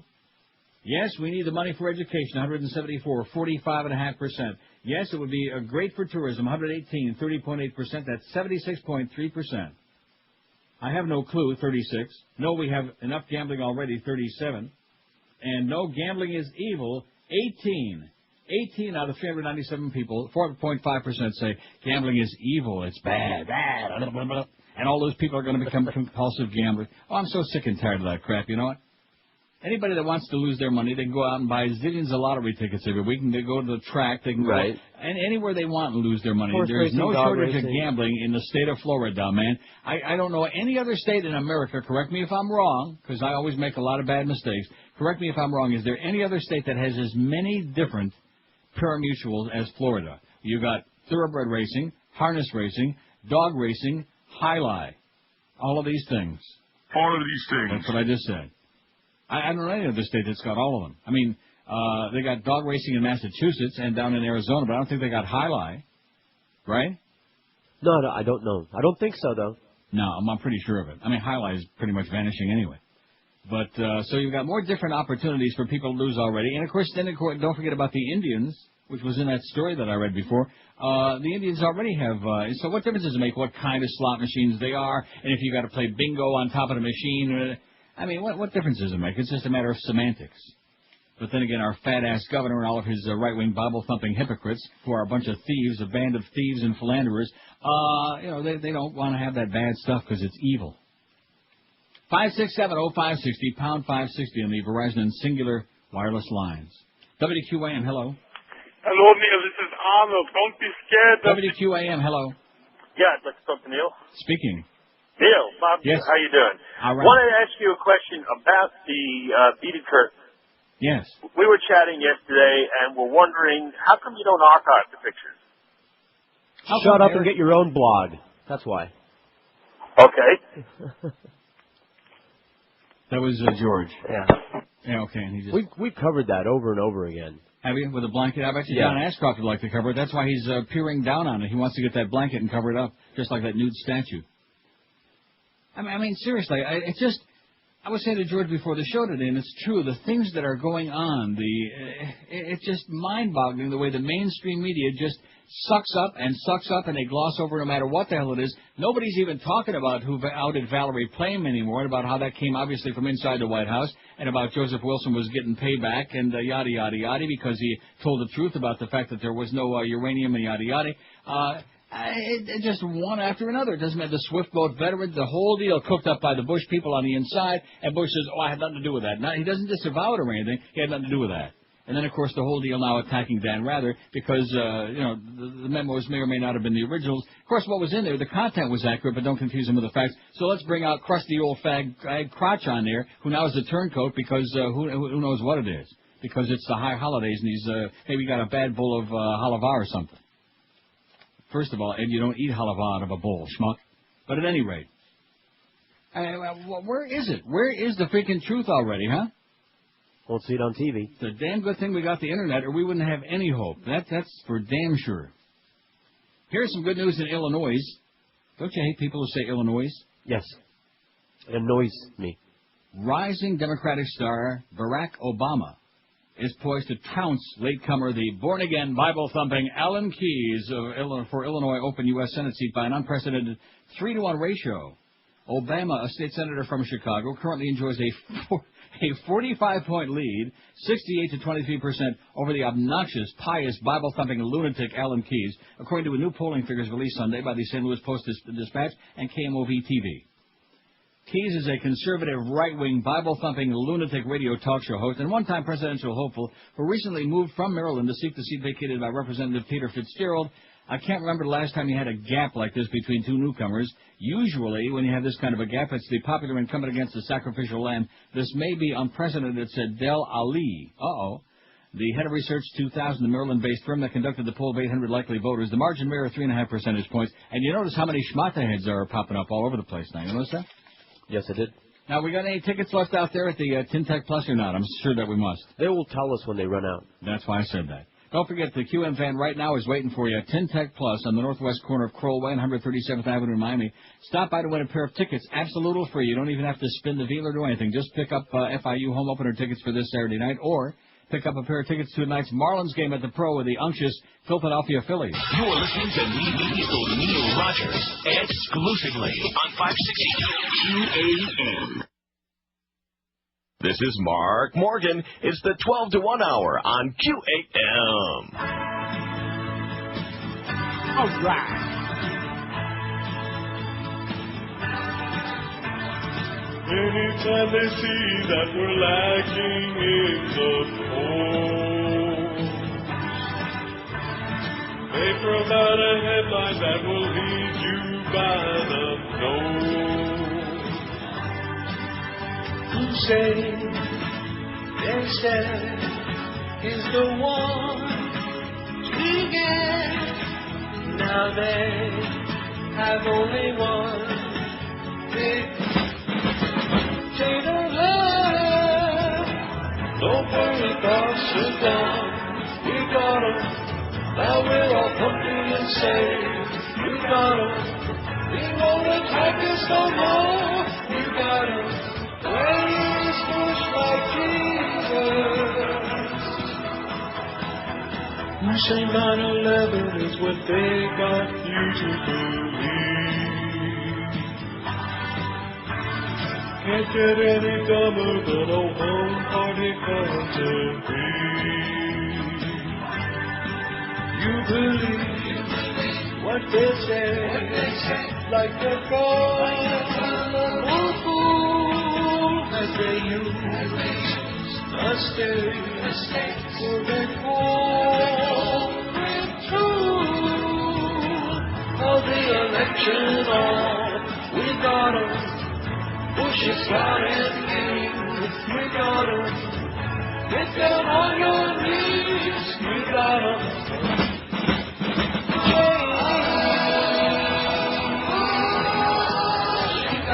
Boy, Dave Hyde's got a pretty good column in the Sun Sentinel today, ripping the Dolphins and ass the organization from top to bottom. I just read it. I'm not going to read it on the air because it's too sportsy for us. Okay. We just. Well, we could read it off the Dolphin site. Yeah, it's on the fan forum. That's bad. He didn't use any of them words, by the way. He didn't even say, although I'm sure he wanted to. But you might want to read that. You might want to check it out. Oh, yeah, I'll read it. Sun Sentinel. Or you can just go online and read it for free instead of buying that crappy newspaper. Wait till you hear this. Not that we're panicking or anything like that. And by the way, I think that guy gave us some misinformation even though he meant well. Although maybe there are two different things that they were flashing on those ads because they have those changeable ads on the board, I believe. Okay. But before that, Midwest Airlines canceled a flight ready to take off for San Francisco today after a passenger found Arabic-style handwriting in the company's in-flight magazine and alerted the crew. How do you like that? Oh, my God. The plane carrying 118 passengers and 5 crew members had already pulled away from the gate at Mitchell International Airport. Oh, this was last night. Or Sunday night. Well, they're sure slow in getting around to telling the story. It returned to the gate. The passengers got off. Security authorities were notified. All luggage was checked. The aircraft was inspected. Nothing was found. The passengers were put up in nearby hotels, booked on a flight yesterday morning. The writing was in Farsi, the language used in Iran. Airline spokesman Carol Smornika said she didn't know exactly what the writing said, but was similar to a prayer, something of a contemplative nature, kind of like. Oh God. Yeah, I think that's what they wrote in Farsi. Yeah, CNN's a little bit slow on the uptake. They just put that on, just breathlessly put that on their website, and it's like from Sunday night, schmucks. So here's the facts on that sign that everybody's so whipped up about. All 2 people on the backstop at the Marlins game. This is from KP of CG Coral Gables. Miami-Dade County is asking for support of the general obligation bond special election on Tuesday, November 2, by voting to support the $680 million obligation bond. $680 million. A bargain. Of which $50 million, or 7.5%, will be allocated toward renovating the existing Orange Bowl. $50 million. Well, that's right. Renovation of the existing Orange Bowl for the UM Hurricanes, while at the same time, in nearly the same location, to build a new baseball stadium for the Florida Marlins. See, that's what I figured it might have to be, which will cost everyone much more in the short term and much more in the long term. Suggestion, says KP, building one state-of-the-art facility, nostalgically reminiscent of the existing old Orange Bowl that is to be used by both the UM Hurricanes and the Florida soon-to-be Miami Marlins. Well, that makes a little bit too much sense. That would be like having one arena for both hockey and basketball. We don't want to do that because Wayne Huizenga and Mickey Arison hate each other like poison. You think the public hates either or both of them. They hate each other like poison. And so as a result, oh, no, we're not going to play on the same line. All of that other crap. Not to mention, I don't play this often enough because we always talk about people who lie and talk BS. And I'm going to tell you something right now, and you can mark it down. Okay. If Broward County would change their mind and decide they wanted to build this facility, I will not play here. Because I will not have you guys looking at me for the next 10 years saying, here's a guy that said one thing and went out and did something else. Right. How's that Blockbuster Park coming, by the way, Wayne? That sure would have solved all these stadium problems for the Marlins. How's Blockbuster Park? Anybody seen it? And how's that arena that you weren't going to play in? And, of course, wound up selling the franchise to a real stiff there, Alan Cohen. Hey, don't send the Panthers any money because there ain't going to be no hockey season. In the National Post, I read this morning that the bookies are already taking odds 3-1 against any chance of any NHL season. In other words, people are hoping for a shortened season like the last lockout, 94-95.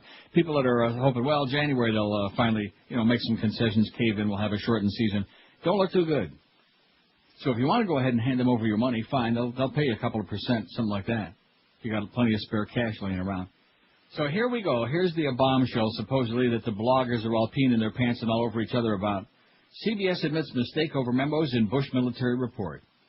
The CBS television network apologized, saying it had erred in using dubious documents in a report that cast doubts on President George W. Bush's Vietnam-era military service.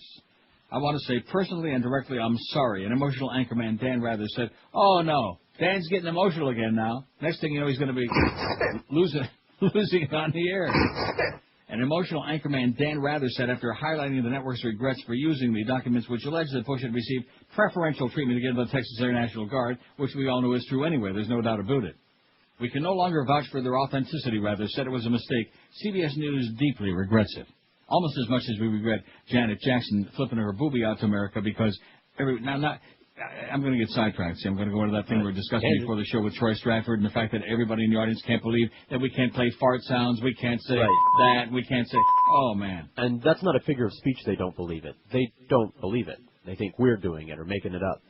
Oh, right. Like we want to eliminate stuff from our show just to, for what would be the purpose to generate hype and controversy. Oh, yeah, sure. Uh-huh. We're persecuted, It's right. We're eliminating 70% of the comedy bits that we can't play anymore because it creates so much controversy. Right. It's like the thing with Mo. Oh, is that their shtick that they're doing on the air? Those two guys probably really like each other, Neil and Mo. Awesome buddies. Right. CBS had issued a statement earlier in the day apologizing for using documents without fully checking their veracity. The acknowledgement is a major embarrassment for the network, which for the past week had sought to stand by the report, despite growing pressure to admit it may have been misled as to the document's provenance. The memos, allegedly written by late Lieutenant Colonel Jerry Kelly and Bush's commanding officer in the Texas National Guard in the 70s, suggested political pressure was exerted to sugarcoat the future president's service record. The 60 Minutes report also charged that Bush's family connections had secured his assignment to the National Guard unit, a posting that effectively spared him active duty in Vietnam. And, of course, we all know, even those who want to deny it in the back of their mind, we all know somewhere in our mind, if we have one, that it's true. Soon after the report aired, questions were raised over the authenticity of the memos, with numerous experts arguing the typeface could have been produced only by a modern-day word processor, not Vietnam War-era typewriters. Hayward insisted that 60 Minutes had full confidence in the original report at the time of its broadcast. However, further forensic investigation, as well as interviews with Killian's former secretary, Marion Carr Knox, and retired National Guard Lieutenant Bill Burkett, who provided the documents, had challenged those earlier assumptions, he said. Doesn't say anything in here about the fact that Marion Carr Knox said that that even though she didn't think they were the originals, that they were exactly what she had typed herself, and that they were exactly exact reflection of what took place. And don't confuse the media with that. It's just a question of, and again, just caving into these right-wing bloggers and the Matt Fudges of the world, all these other self-hating fags. It's unbelievable. You can't complain about the American media because, generally speaking, there isn't any. They're a bunch of lunatics. They're a bunch of suck-ups. Burkett originally said he obtained the documents from another former guardsman. Now he says he got them from a different source whose connection to the documents and identity CBS News has been unable to verify at this point, CBS said. The network said it was commissioning an independent review of the process by which the report was prepared and broadcast to help determine what actions need to be taken. The White House said it appreciated CBS's expression of regret, but added there was still the issue of who the real source of the documents was. Well, there's the issue of the real source about the outing of Valerie Plame, so I'll tell you what, when they tell us who did that, then we'll tell them who was the original source of these documents, okay? Since that was a high crime the releasing of the outing of Valerie Plame, and not only put her life in jeopardy, but the lives of many other CIA operatives as well. I just mentioned that in passing, since the media figures that small potatoes. We hear nothing about that no-mo. Shut up, Tommy. Right. Greg Palast, one of our very favorite writers, who works for the BBC, and the only reason he works for the BBC is because the American networks won't put his material on the air, so he works over there with all them limeys. The lynching of Dan Rather. He says it's that fear that keeps journalists from asking the toughest of the tough questions, the aging American journalist told the British television audience. In June 2002, Dan Rather looked old, defeated, making a concession he dare not speak on American TV about the deadly censorship and self-censorship which had seized U.S. newsrooms. After 9/11, news on the U.S. tube was bound and gagged. Any reporter who stepped out of line, he said, would be professionally lynched as un-American. That's un-American. It's an obscene comparison, he said, but there was a time in South Africa when people would put flaming tires around people's necks if they dissented. In some ways, the fear is that you'll be necklaced here. You'll have a flaming tire of lack of patriotism put around your neck. No U.S. reporter who values his neck or career will bore in on the tough questions, Rather said. Dan said all these things to a British audience. However, back in the USA, he smothered his conscience and told his TV audience, George Bush is the president. He makes the decisions. He wants me to line up. Just tell me where. During the war in Vietnam, Dan's predecessor at CBS, Walter Cronkite, asked some pretty hard questions about Nixon's handling of the war in Vietnam. Today, our sons and daughters are dying in Bush wars, but unlike Cronkite, Dan could not and would not question George Bush, top gunfighter pilot, our maximum beloved leader in the war on terror. On the British broadcast, without his network minders snooping, you could see Dan seething and deeply unhappy with himself for playing the game.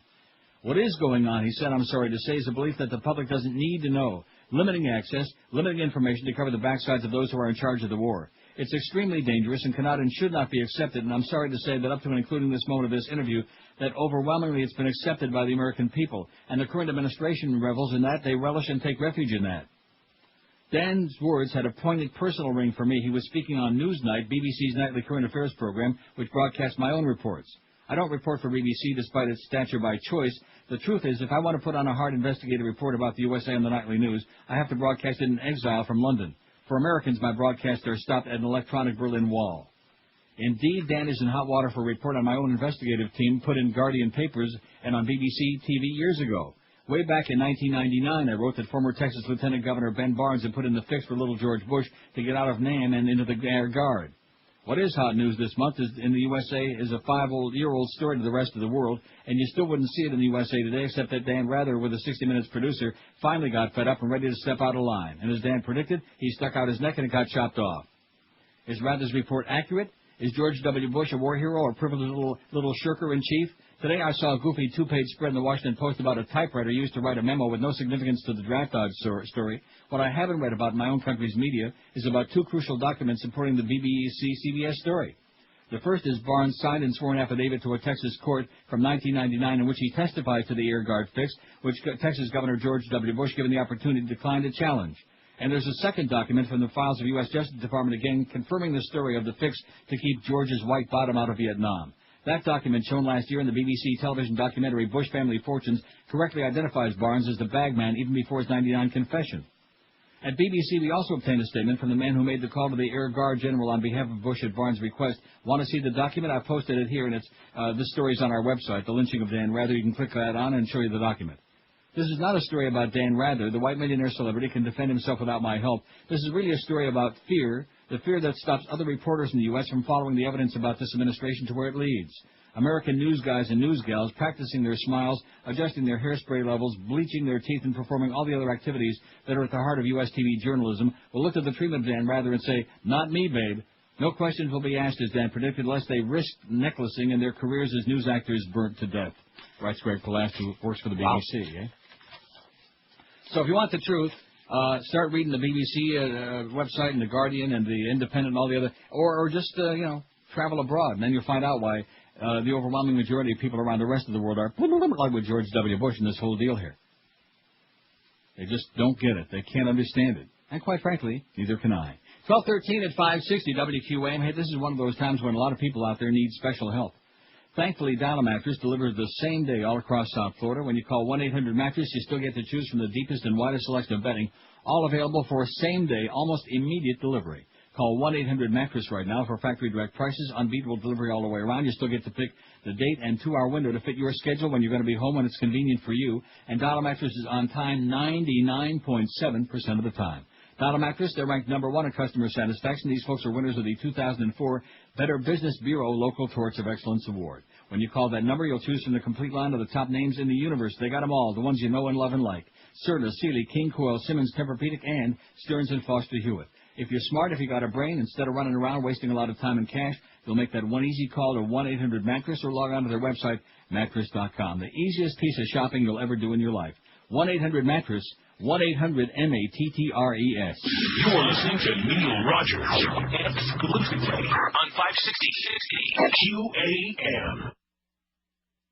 And stick it. From acclaimed documentary filmmaker George W. Bush comes a film about the real Michael Moore and the real reason behind his invasion of convenience store snack aisles. Michael Moore is a weapon of mass destruction when it comes to ding-dongs and funny bones. Fahrenheit 7/11, exposing the man who is becoming the most hated figure in the Arab world. My hostess cupcake display was full just yesterday. Then Michael Moore came in and devoured everything. From Washington to the Middle East and every place in between that sells Slim Jims and Klondike bars, you'll find a fat man with a bad beard and baseball cap hell-bent on controlling it all. He won't stop until he eats it all. Michael Moore is a real terrorist. Fahrenheit 7/11. Excuse me, Congressman. We're recruiting the children of politicians to work in convenience stores when Michael Moore comes in with a hankering for Twinkies. Sir, please come back. It'll only take a second. Fahrenheit 7/11. Now showing 24 hours a day, 7 days a week. 1218 560 WQAM. Don't forget, October 5. It's not that far away, is the DVD release. DVD. For Fahrenheit 9/11. I'm expecting you to be going out and buying a whole lot of copies and just going house to house. I'll buy the the one copy, and then, I will go and force people to watch it. There you go. Just go around and visit all of our fine friends out there, the ones who are too lazy to get off their ass and go see it, or too cheap to go buy it. Maybe they can't afford to. Maybe they're out of work. Richard Blow. Oh, can I say that? You better call up Joyce and see if I can say that. Writes, the case of Moore versus the Times. Speaking of Michael Moore. The New York Times has refused to grant permission for rabble-rousing filmmaker Michael Moore to reprint its mea culpa about Iraq in Moore's upcoming book. The reason? The Times doesn't want to become part of a political battle.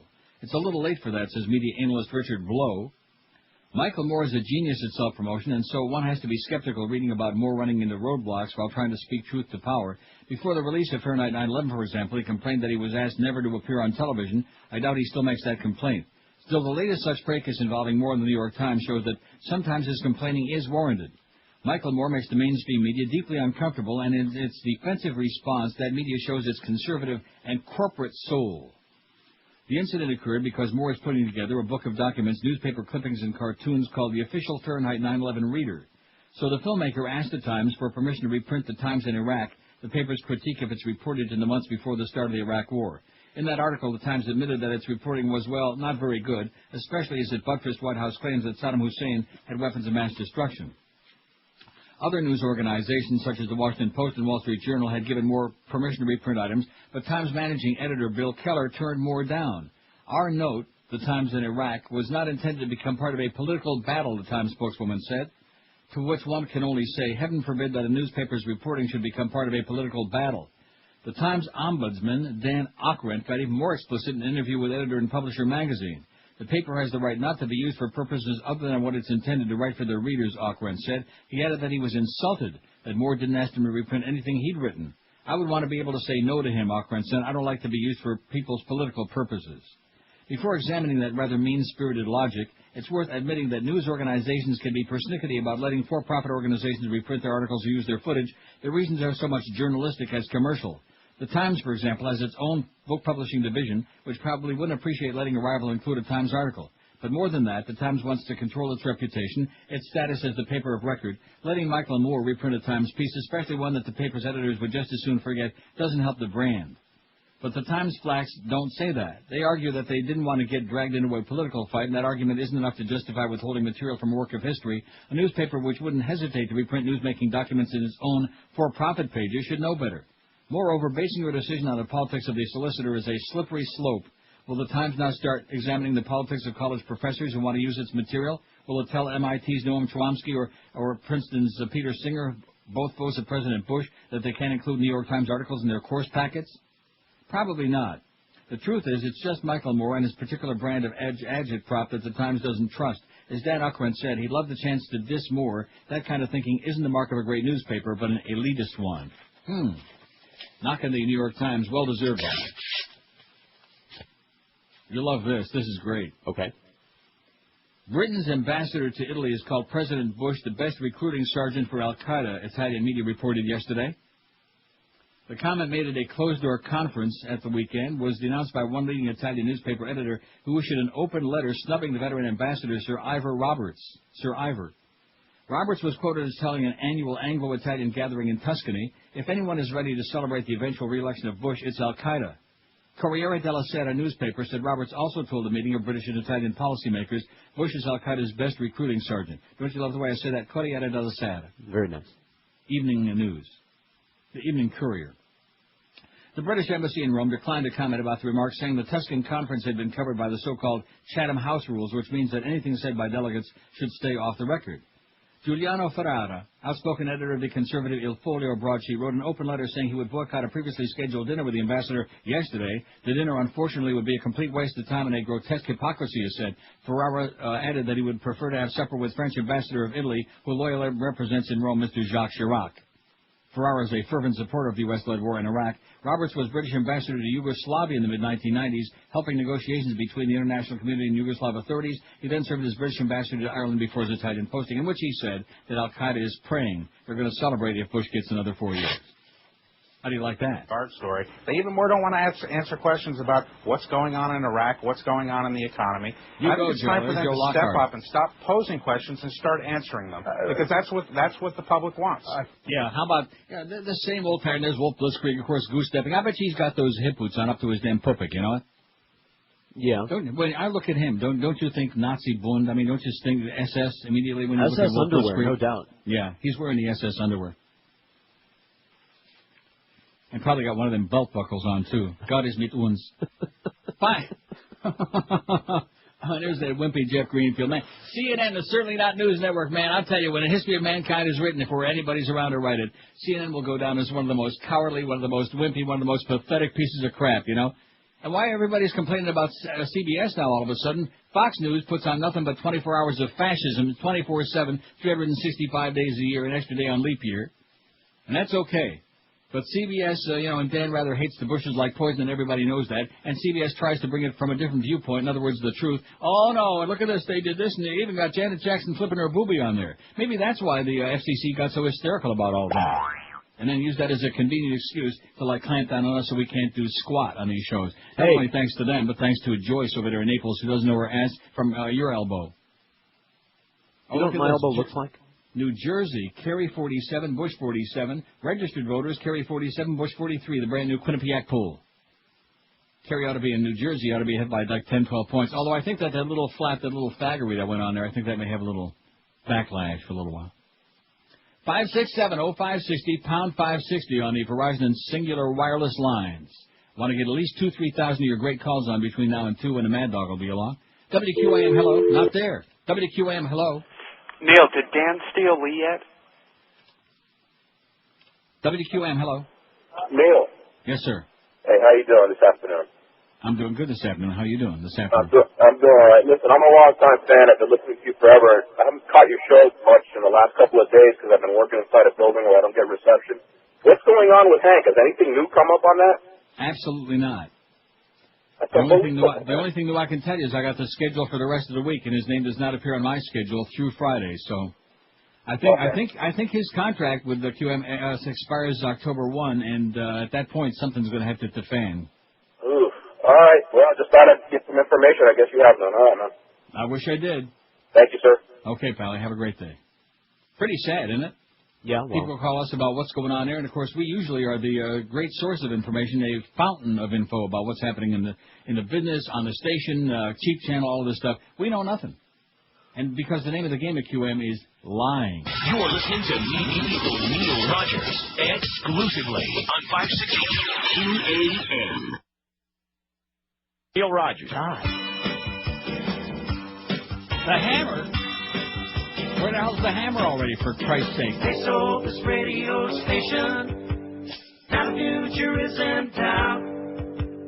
We've been talking about Paxson ever since Cox pulled out. Now we'll work for Paxson. How's Tommy Kramer? The man's a millionaire. He's gonna work for Paxson. He's like Wayne with more hair. You might think that it's a bummer when Phil Hendry's gone. Are you sure? Say goodbye to Aaron Summers. Say hi to Ron and Ron. They're gonna work for Paxson. Oh my God. And that's a matter of fact. They're gonna work for Paxson. But Neil ain't changing his act. Paxson's a born again Christian. Oi! Righteous as he can be. He wants to change the station's letters to WGOD. Now we'll work for Paxson. Ew, good. He's the brand new boss. We're gonna work for Paxson. So make the sign of the cross. I'm dying on the head. What a putz. 12:32. How is Tommy Kramer doing? I'm delighted to report that back in the day when everybody in the business was doing drugs, snorting the white powder and everything, Tommy Kramer didn't get in bad, you know? So he says. Where did all these drifters and deadbeats come from? That's the one thing about Particles. When Paxson bought IOD, man, that was just, when we write the book, we'll all collaborate and write the book together. That was a revelation. What an unbelievable group of, it was like a rehab place. It was like GA and AA, and how's it going, eh? And the Run and Run show, we called them the Lazy Eight. There were 8 people working on that show. You sure as hell wouldn't know it by hearing it. But there were a lot of nasty, hairy strippers running up into the hallway. With pillow creases on their faces and servicing marks. the hosts in the hallways. But anyway, that was okay. See, Joe and Mark, they can have something on an obscure website. They were doing it in the studios. Don't go misrepresenting now. Oh, like I said, not in the hallway, in the studio. Well, at least they kept it inside the room. I don't think so. I think there was some activity in the hallway. I used to find a lot of pubic hair in the hall. See some tracks? Yes. Campaigns agree to 3 presidential debates. Well, we'll get into that. The first one at U of M, a school of lower learning, a school of a tragic place.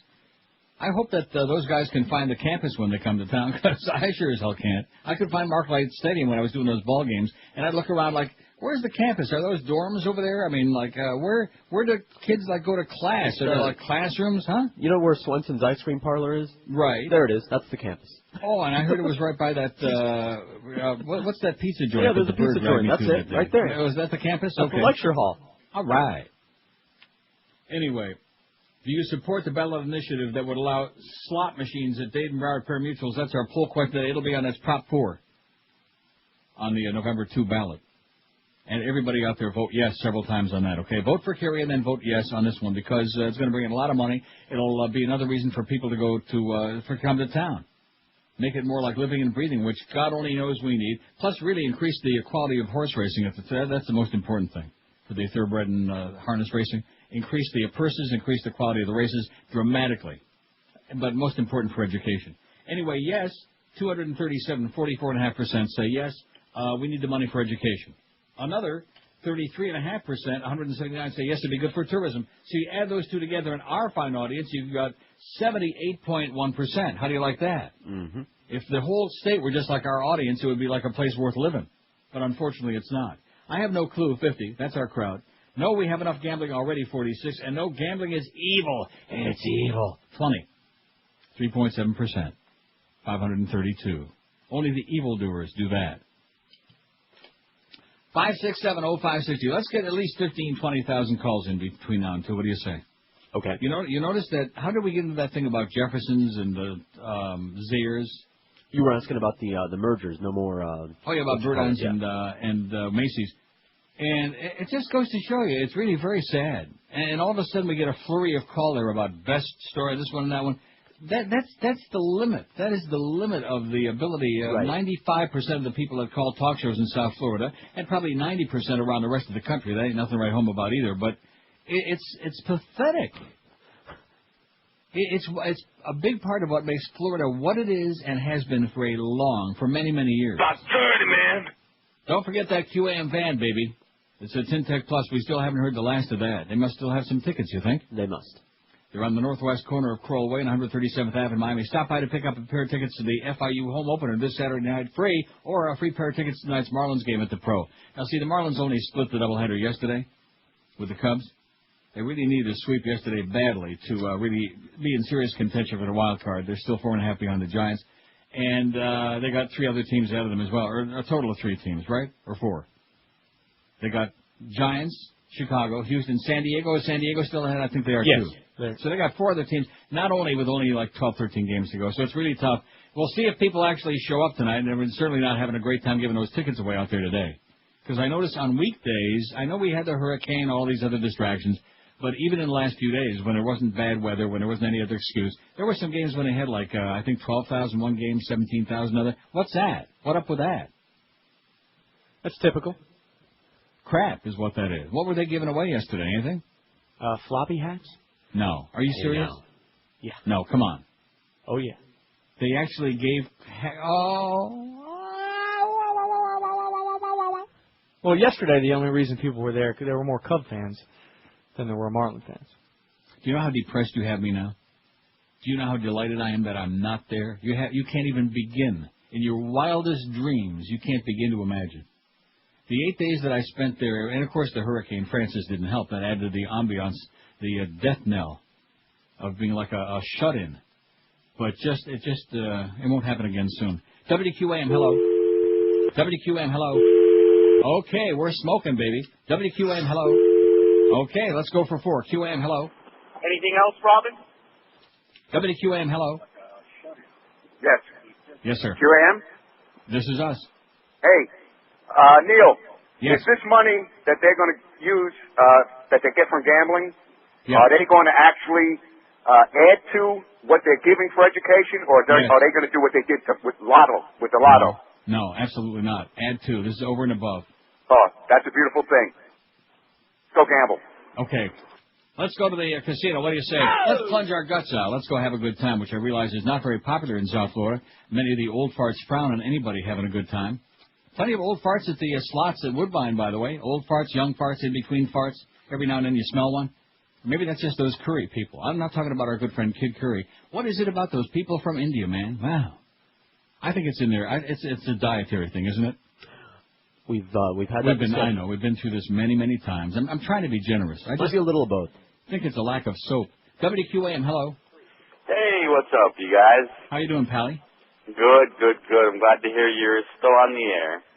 So far, we're still here. We can't say much of anything, but we're still here. Yeah, I know. It's a pain in the butt to have to keep coming back to see when Howard's over. When you start, it's amazing. Pain in the ass. We can still say ass. How do you like that? In fact, I said it twice. Ass. Yeah, you can say as many times as you want. They have you like on a 20-minute delay. No, I don't know. I think you're right. Yeah? So, all right, well, have a great day, man. And back to you. Okay, well, he didn't have. He just wanted to be friendly. Sound like a nice, friendly guy. Like a happy guy. He's glad we're still here. He's not too happy that he has to keep diddling around with it to find out when the hell we come on the air, especially since 64% of this audience doesn't listen to the Howard Stern Show, which we wish that everybody would listen to whatever is on before us, but the fact of the matter is it doesn't work that way. And on the weekend, too. But see, preceding us, when they were doing sports, and yes, that was a different format, and we didn't have, I don't know what the percentage was. We did those polls occasionally. But the fact of the matter is people at least knew. Even when we started at 9, which was an abortion, at least they knew it was 9. It was a specific time. Not that I want to revisit that we did yesterday again. Do I? Yes. Or Friday. I'm just mentioning it in passing so that you understand that we're working for a crazy person, a madman. It's like giving a 5-year-old kid the keys to your Ferrari and saying, hey, go out this weekend, have a great time. Remember that 15-year-old kid with a vet that Daddy bought him on the beach? No. Yeah, you do. Don't you remember that story about he crashed and killed somebody? Yeah. Not too many years ago. That's right. Beautiful red Corvette. 15-year-old kid. Well, he's just practicing. Maybe he wanted to be Rick Sanchez someday. Neil Rogers, exclusively on 560 QAM. This is Al Franken. Jim Bob Newsom has been hailed as one of America's greatest songwriters. The river of freedom runs out your hole. Yeah. And when it comes to parodies, columnist Mitzi Mermelstein of the Penny Saver calls Jim Bob Newsom the greatest comedy writer since Milt Kamen. Politicians don't tell the truth, and they lie. Now, as a Grateful Dead fan, I appreciate the enormous talent of Jim Bob Newsom, because to me, he sounds just like Jerry Garcia. I'm going to Costa Rica, 'cause they got Costa Ricans selling treat wrap shoes.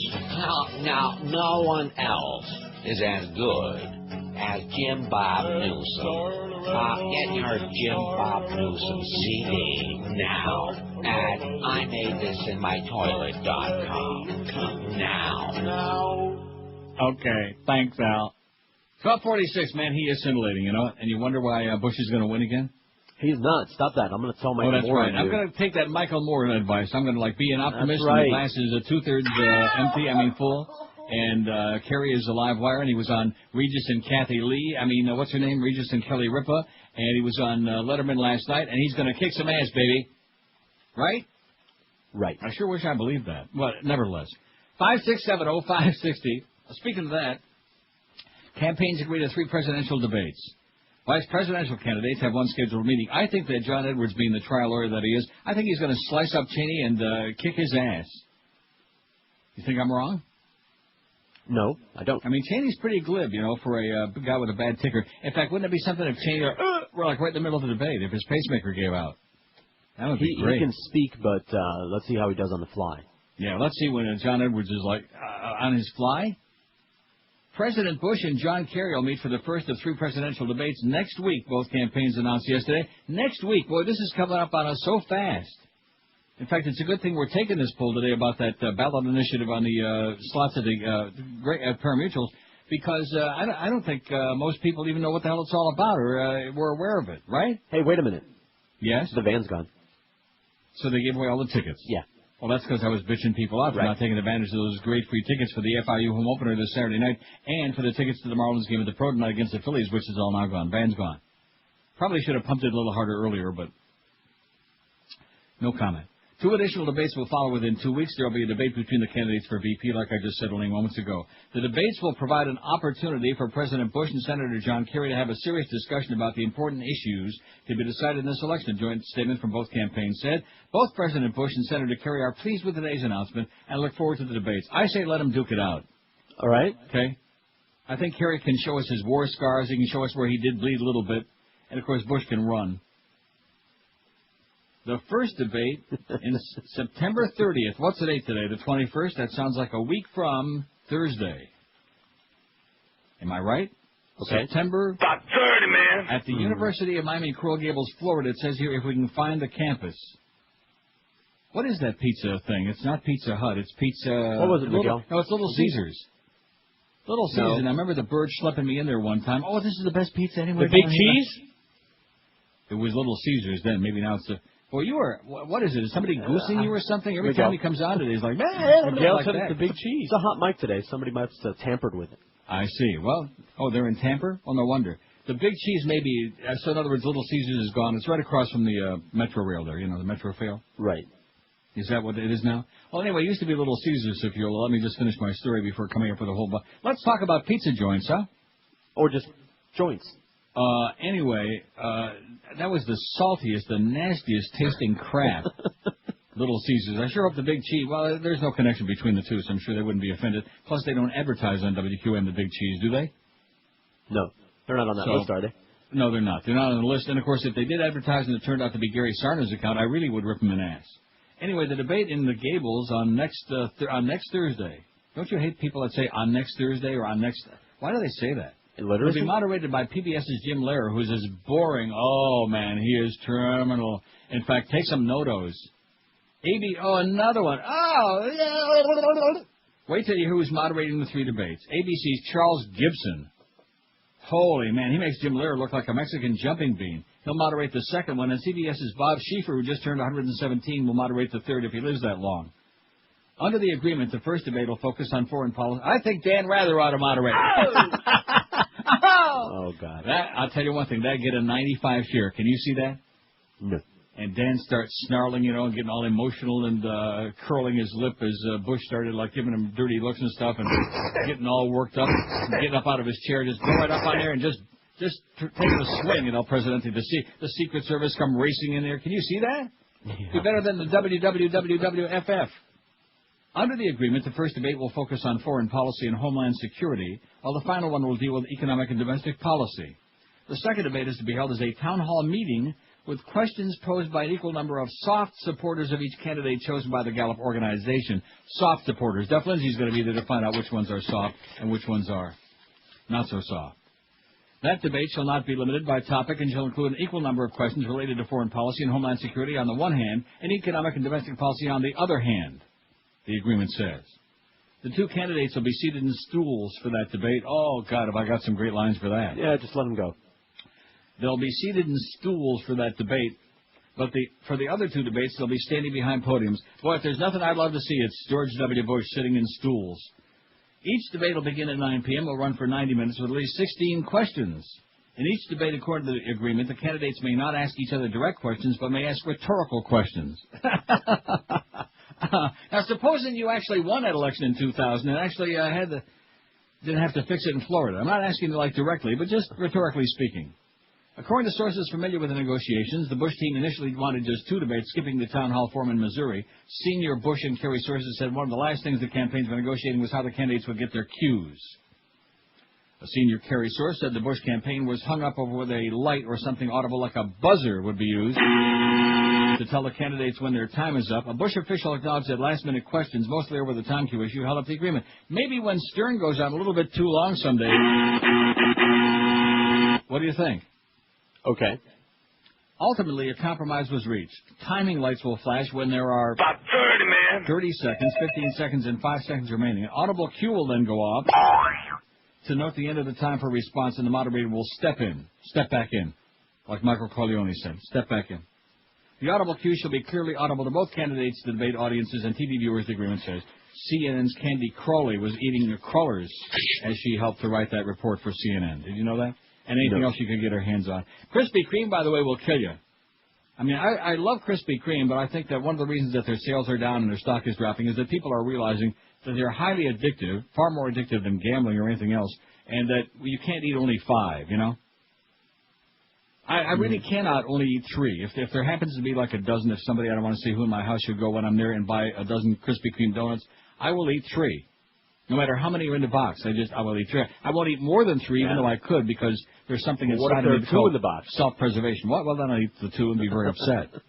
And I'll be longing for the turd. You turd. 5670560, pound 560 on the AT&T and Verizon. This is really quite we got on at 10:30 this morning, for those who didn't hear it. The very beginning, which is probably most everybody. We got Drew Barrymore on Behind the Beaded Curtain today, and John Ashcroft's real upset about that because she's showing it all right there, Drew Barrymore. And so far on our poll, it's a no-brainer, man, with this crowd. 604 votes. We're getting a big response. We got a lot of yes votes on this. Yes. Yeah, plunge our brains out, man. Get the money for education. Let people go have a good time. It's a win-win all the way around. And those little goody two-shoes who want to impose their morality on everybody else. Gambling is evil. We got enough gambling. You people make me sick. You make me want to puke. Man, I'm so tired of those people. And, of course, that's what religion's all about. You notice those 2 Sunni clerics who were assassinated the other day? The Sunni clerics, as opposed to the Shiites and opposed to the Kurds and way and people for the American way, all of this other crap. It wears me out. That's why I'd rather go out to Woodbine and plunge my guts out there at the slots and maybe once in a great while win, but not too often. But, just enough to keep me going, to keep me from bankruptcy. Just to get away from all of this crap, don't you think? Yeah, I think you ought to do that. Yeah. No, seriously. In fact, and also, of course, Thursday, the Rimmers are going to be coming to town, so you can be sure I'll be out of touch for quite some time. See, that's the mistake he makes, is letting me know when they're showing up, as opposed to just because I can't get caller ID here in my building. No. So when the phone rings, I do something really stupid. I answer. Oh, no. Yeah. Bad move. WQAM, hello. The great. Yes, sir. Speaking. Yo, does GA still rhyme with BA? Does what? GA go along with BA? Yeah. WQAM, hello. Hey, Neil, how you doing? Okay. Hey, I'd like to go to that debate, how Bush pushes stooling. No, I bet you would. WQAM, hello. He's got Cheney for that. WQAM, hello. Hi. Yes, sir. Is this Neil? Yes, sir. Hi, Little Caesars was supposed to change their name, and they're now known as Miami's Best. Very overrated. And I'd like to thank Greg Reed for giving Howard Stern a voice here in South Florida. Viva la Humper! So on the one hand, he's thanking Greg Reed for Stern, but on the other hand, he's cursing him. glad Viva you la Humper, understood. baby. I beg your pardon? I'm glad you understood him. That was funny. I understood every word he said. He's an old crow like me. I can understand old crow. I don't know about you. An old coot. 12:56 at 560 QM. The Mad Dog at 2. We got Mo Howard David. At 4, whether you like it or not. You're listening to Neil Rogers. On 560 QAM. Buttheads. It's the 1 to 2 hour. I saw Jesus on the stick of Oliver. I saw him on a pop-up toaster in the seat of my car. All my friends think I'm nuts down at the redneck bar. Cause I saw Jesus on the stick of Oliver. I saw him in my shaving cream, so I left it on my face.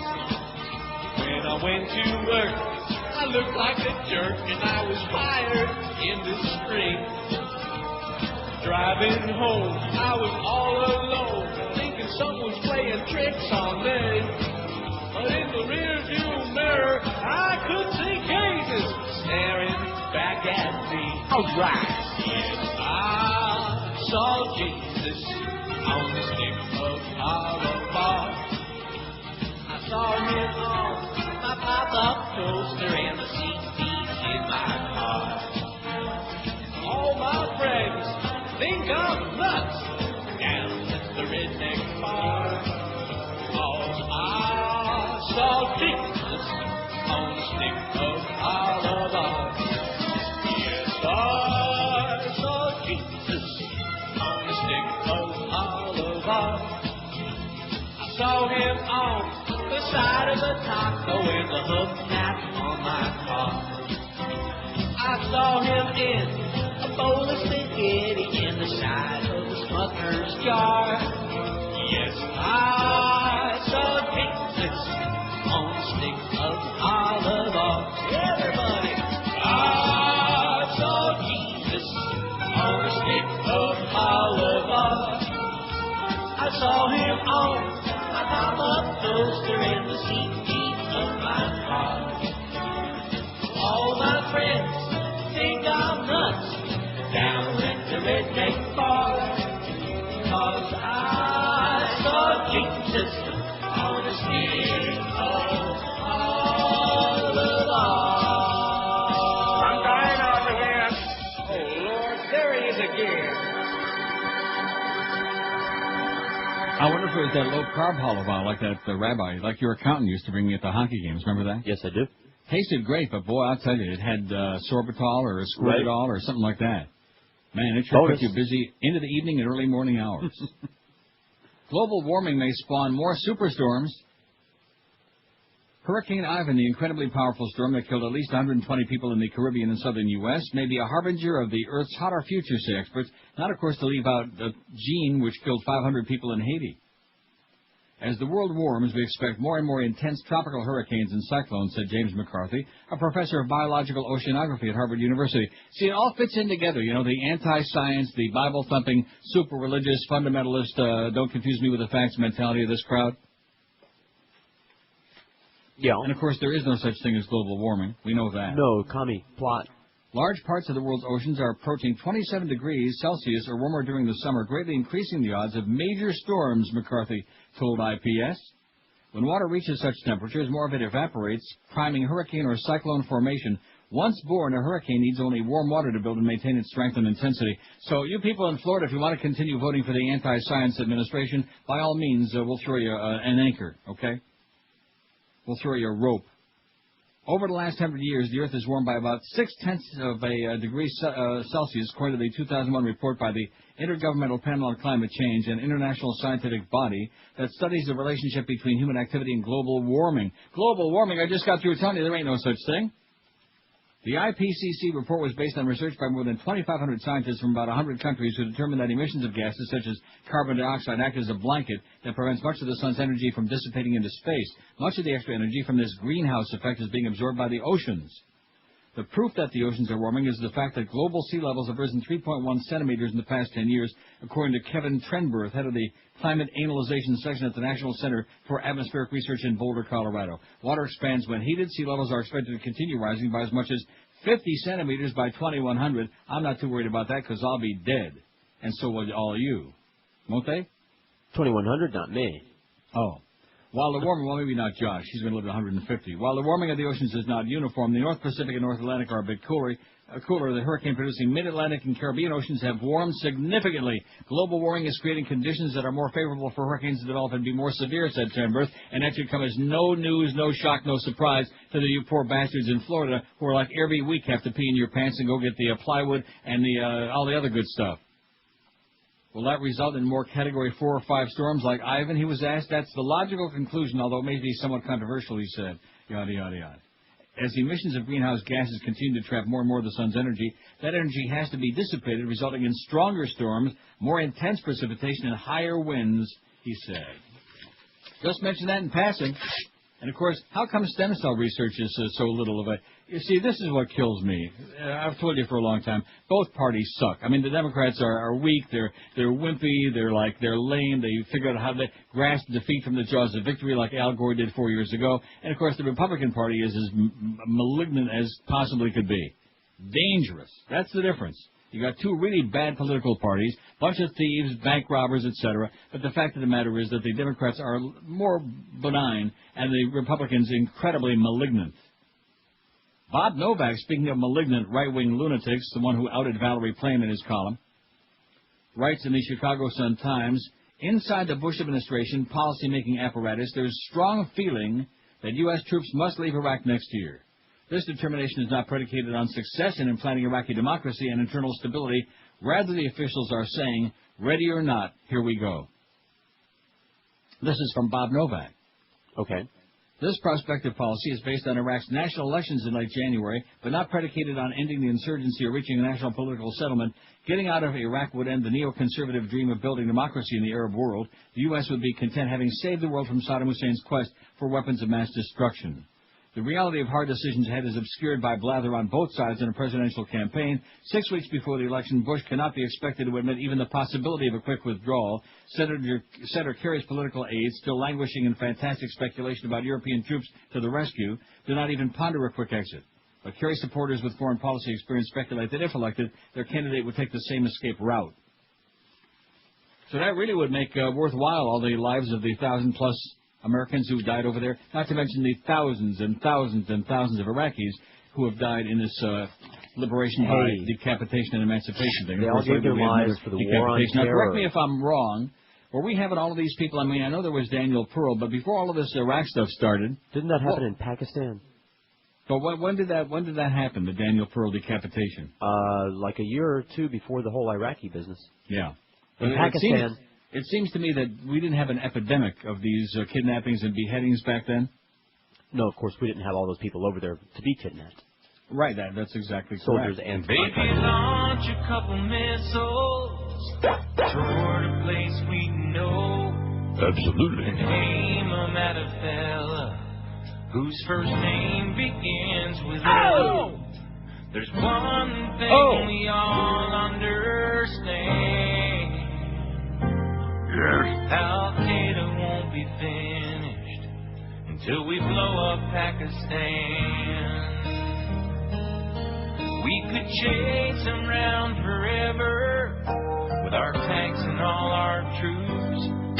Special forces are so tired of jumping through them hoops.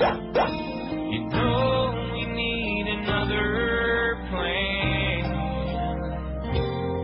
So let's cut out all the nonsense and go blow up Pakistan. All right. Al-Qaeda needs a nuclear tan. Why don't we stop pussyfoot and go blow up Pakistan?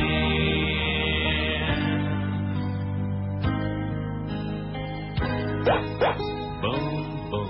109. I'm thinking that the Indians wouldn't be all that upset about the thing, this Proposition 4, if it passes in November, because if the voters approve it, then it becomes legal in the state, and then at that point, they would be able to put in real slot machines as opposed to those baby wussy machines that they got right now. I wasn't going to say wussy, I was going to use a different letter, but I can't do that because Joyce will get very irate, and Muff even might show up this week coming out of his sickbed or whatever his deal is.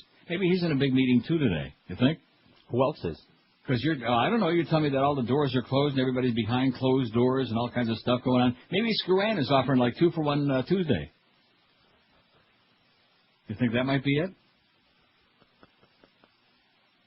Bush's IDs of 2 terrorists. President Bush might have been able to say it was simply a slip of the tongue when he confused 2 terrorists in a campaign speech yesterday in New Hampshire, but the trouble is he's made the same misstatement at least 10 times before. Abu Ghraib. During remarks in Derry, New Hampshire, Bush said the late terrorist Abu Nidal killed Leon Klinghoffer, a 69-year-old Jewish American who died after being tossed, along with his wheelchair, off a hijacked cruise liner named Achille Lauro in 1985. Do you remember Abu Nidal? Bush asked the crowd. He's the guy that killed Leon Klinghoffer. Leon Klinghoffer was murdered because of his religion. Abu Nidal was in Baghdad, as was his organization. He repeated the mistake Monday evening at a campaign event in New York City. Abu Nidal was a cold-blooded terrorist killer who killed Leon Klinghoffer. Actually, it was Abu Abbas. Well, It's hard to keep them laundry heads separate from one another, you know what? It was Abu Abbas, the leader of a violent Palestinian group who killed Klinghoffer. The White House had no immediate comment on the mix-up. Oh, that's just WB&W, you know, like that. He's just a little on the dumb side, you know, and that's why America likes him so much. He's just an ordinary guy. Right? He's just a good old guy, like everybody else with that Texas hat, slinging that side wheeler shooter. Pretty sad. 12 minutes after 1 at 560 WQAM. We only got 6 weeks to election, so anybody who thinks, well, Neil, you're a little bit heaping heavy duty on the newsy stuff again, too bad. I'm going to do my best to do my duty, because if the election is fairly close, in other words, within 30,000 votes, I would say... About 30, man! Within 30,000 votes in Florida, they can easily make that up. They can steal those back, no problem. And they can tie it up. They'll bring Jimmy Baker down here again, James Baker III, and they'll it'll just be an instant replay of the old 2000 thing again. Then they'll go back to the Supremes, and they'll give Clarence Thomas about a pound of the good stuff. No problem. No problem. Right? Oh, no doubt. That's all it takes. They got the deck stacked, baby. 12 minutes after 1 at 560 WQAM. When you shop for quality footwear, there's a store you are going to love. It's called Brandy's. It's in Pompano Beach. They've been around for a long time. And Brandy's is still around because they give you the unbeatable combination of the biggest selection of men's and women's name brand shoes, the best in service, and, most important to most of you folks, the best prices in town, period. They got all the top names you love, like Rockports, Florsheim, SAS, Sperry, Timberland, Naturalizer, lots more. And just about every week they got a special sale to save you even more cash. Brandy's is open daily, Monday through Saturday from 9 a.m. till 9 p.m., Sundays 10 to 5. And you'll find Brandy's at 1290 North Federal Highway in Pompano Beach, always worth the trip no matter where you're hanging out. And this week, again, it's a great time to buy New Balance at Brandy's, which are outstanding. In fact, that's what I'm wearing right... Well, I'm not wearing them. They're on the float. But lately, I love New Balance. Take 20% off on all great men's and women's styles. So come in to the store this week or visit them on the web at brandyshoes.com. You're listening to Neil Rogers exclusively on 560 QAM. That's your cue.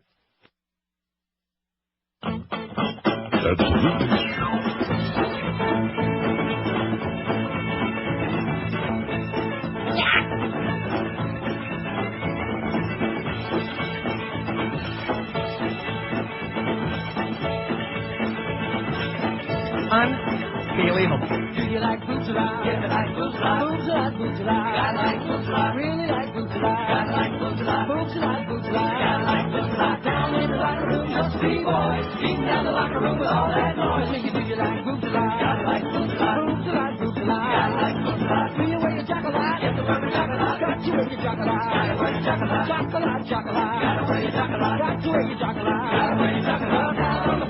Football field, you never can tell what a hell can real, so you gotta wear your chocolate. If I had a flag along, if I had a flag along, if I had a long flag along, if I had a long flag along, if you like boots, I tag along. Bee boppy boo la, boots la, big and round, they're all around. They're big and round, they're all around.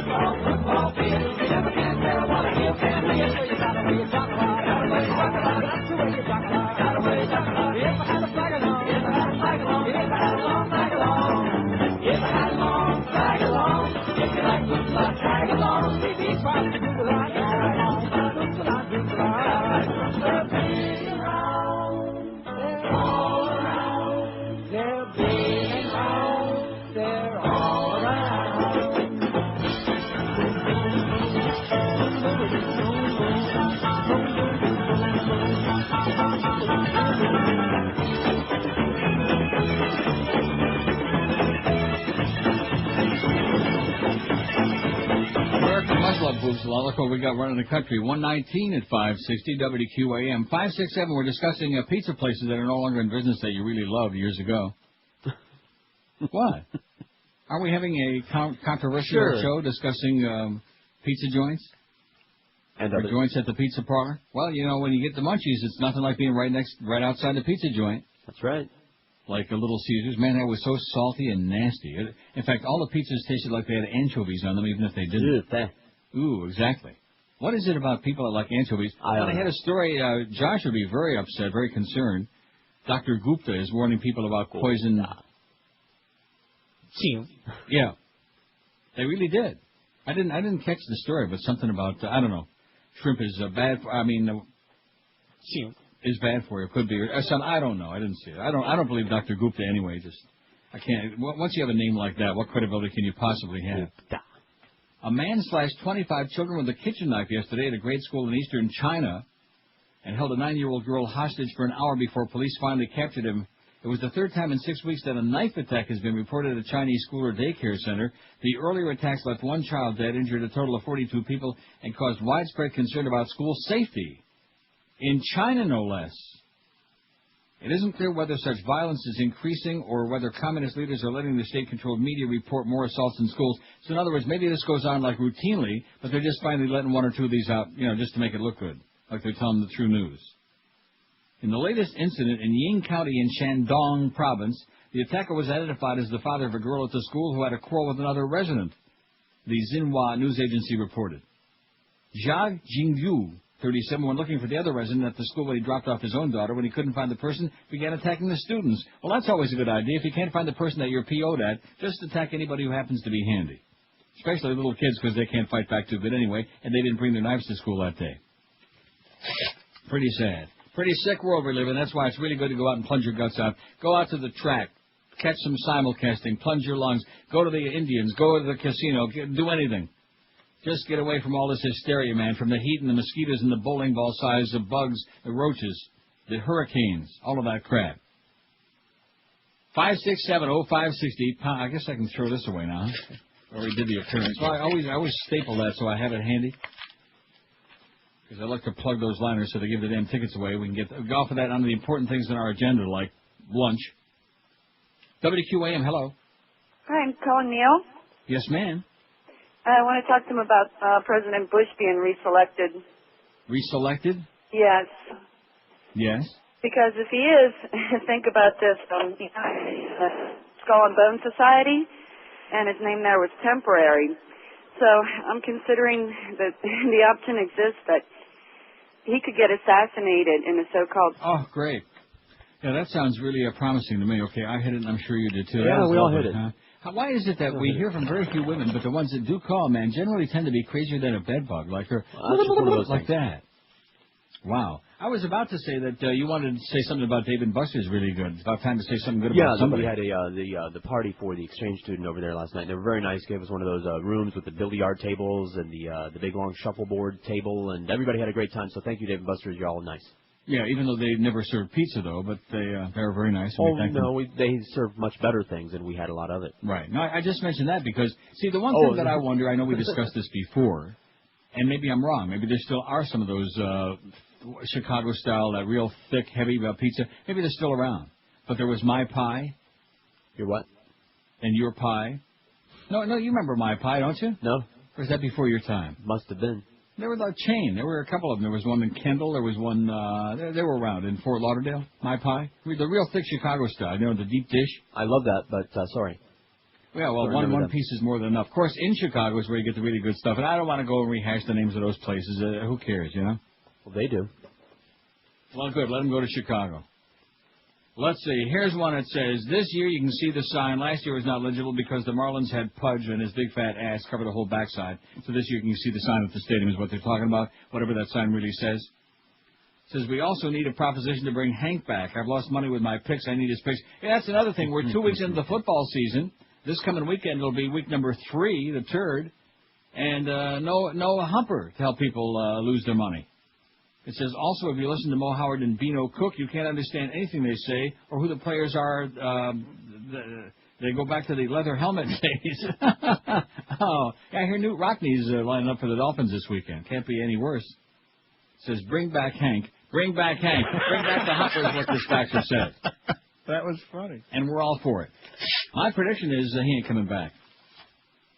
I probably shouldn't have said that because it's not based on any information because I know as much as anybody else listening or, We don't have any. We have no information. None. Zero. And this idea of continuing opening up Barry Jackass or Jim Sarney on Friday and reading, well, Hank is still on paid suspension and hasn't heard anything from the station. I mean, do you really believe that there's no communication going on or there must be something going on? Yeah, you don't think? Hanky. No, seriously, there's got to be something going on. I mean, this is a guy who's been around in the market for 100 years, who's certainly in demand. We got a brand new sports station right across the street going on now with Joe Rose, the big head little dog. And I'm sure that they would covet the big fat humper. I don't know if they could afford to feed him or not, but they'd love to have him, I'm sure. And like I said before, if Greg Reed is that dumb, I mean, it's not bad enough that he butchered up this show not once, but now the second time. That's not bad enough. Well, you wait till tomorrow's poll. I'm going to tell you, those of you who trust me, this is an award winner. Would you agree? It's a smoker. You'll be smoking it when you hear tomorrow's poll. Maybe even Greg will be smoking it because he just continues. It's like this thing in the school in China. It's the same thing. Like a madman is running loose with a machete, just chopping everybody's head off. Yeah. Maybe he's just trying to emulate what's going on over there in the Middle East. I don't know, but he just lost it. He's just come unglued. Remember the song Undone by the Guess Who? He's come undone, man. He's undone. He's going to be our undoing, too, if we allow it. 26 past 1 at 560. You used to be great, WQAM. Used to be fantastic. And then somebody went bananas. Hey, over the years, you've heard me talk about, speaking of flipping your lid, Chuck Alfieri and his fantastic patented hair systems.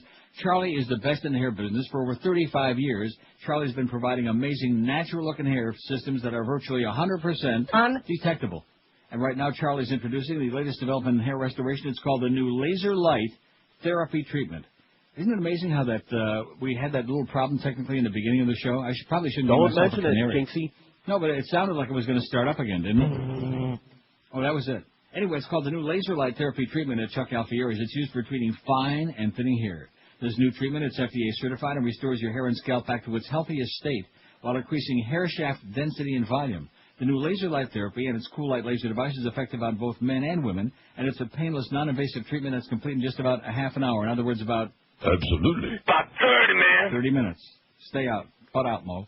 Charlie and the staff have witnessed dramatic results with this new system that impedes hair fallout for those of you with fine and thinning hair. So stop waiting for a major miracle that's going to stop your thinning hair from falling into the sink, into the shower, on the floor, or whatever, and give Charlie a call today. Learn more about the new laser light therapy treatments. There's no obligation. He'll tell you how it can solve your thinning hair problems forever and really change your life. Here's the toll-free number to call. It's 1-800-321-2413. 1-800-321-2413, or on that wicked web, it's charlesalfieri.com. You're listening to Neil Rogers exclusively on 560. They don't come any better than Neil Rogers. You notice how it's still sports radio? What the hell is that crap all about?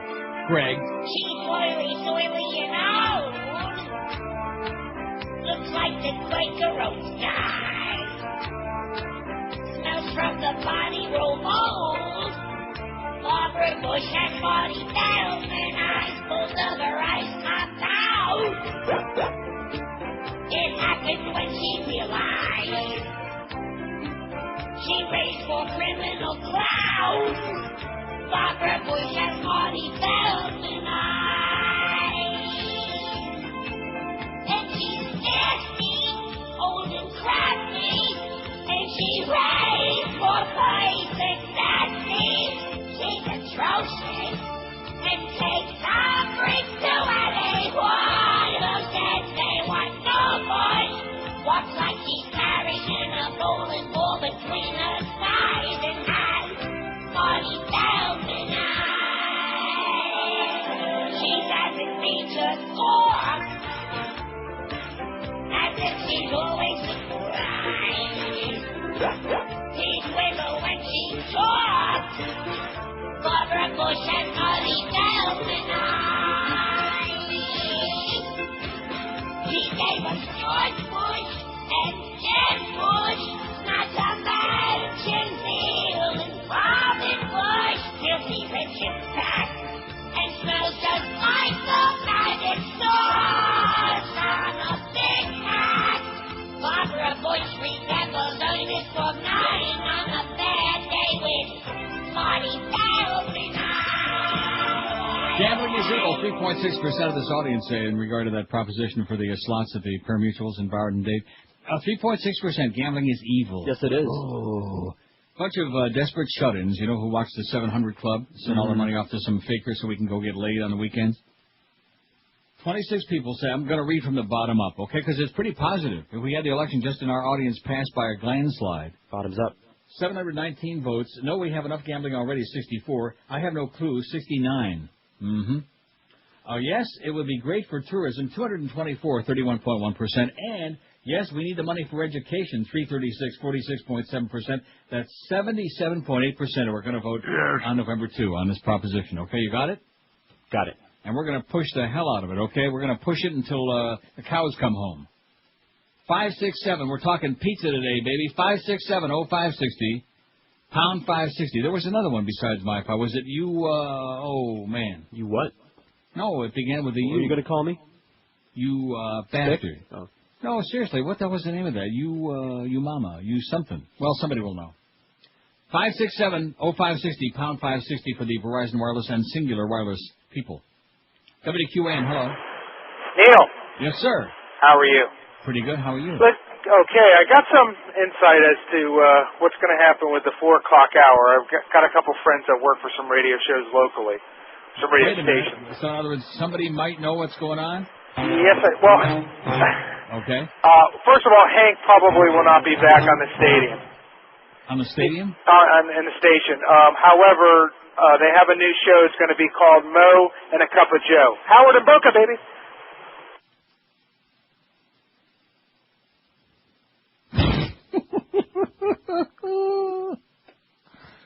Oh, man. That was special, wasn't it? This stuff, you know. That was really great. He had some really good insight there. In fact, you know something? I would say he knows about as much as we do. Nothing. WQAM, hello. Hello. Yes, sir. Hey, Neil. Yes. Regarding the amendment, is it Amendment 4? Yes.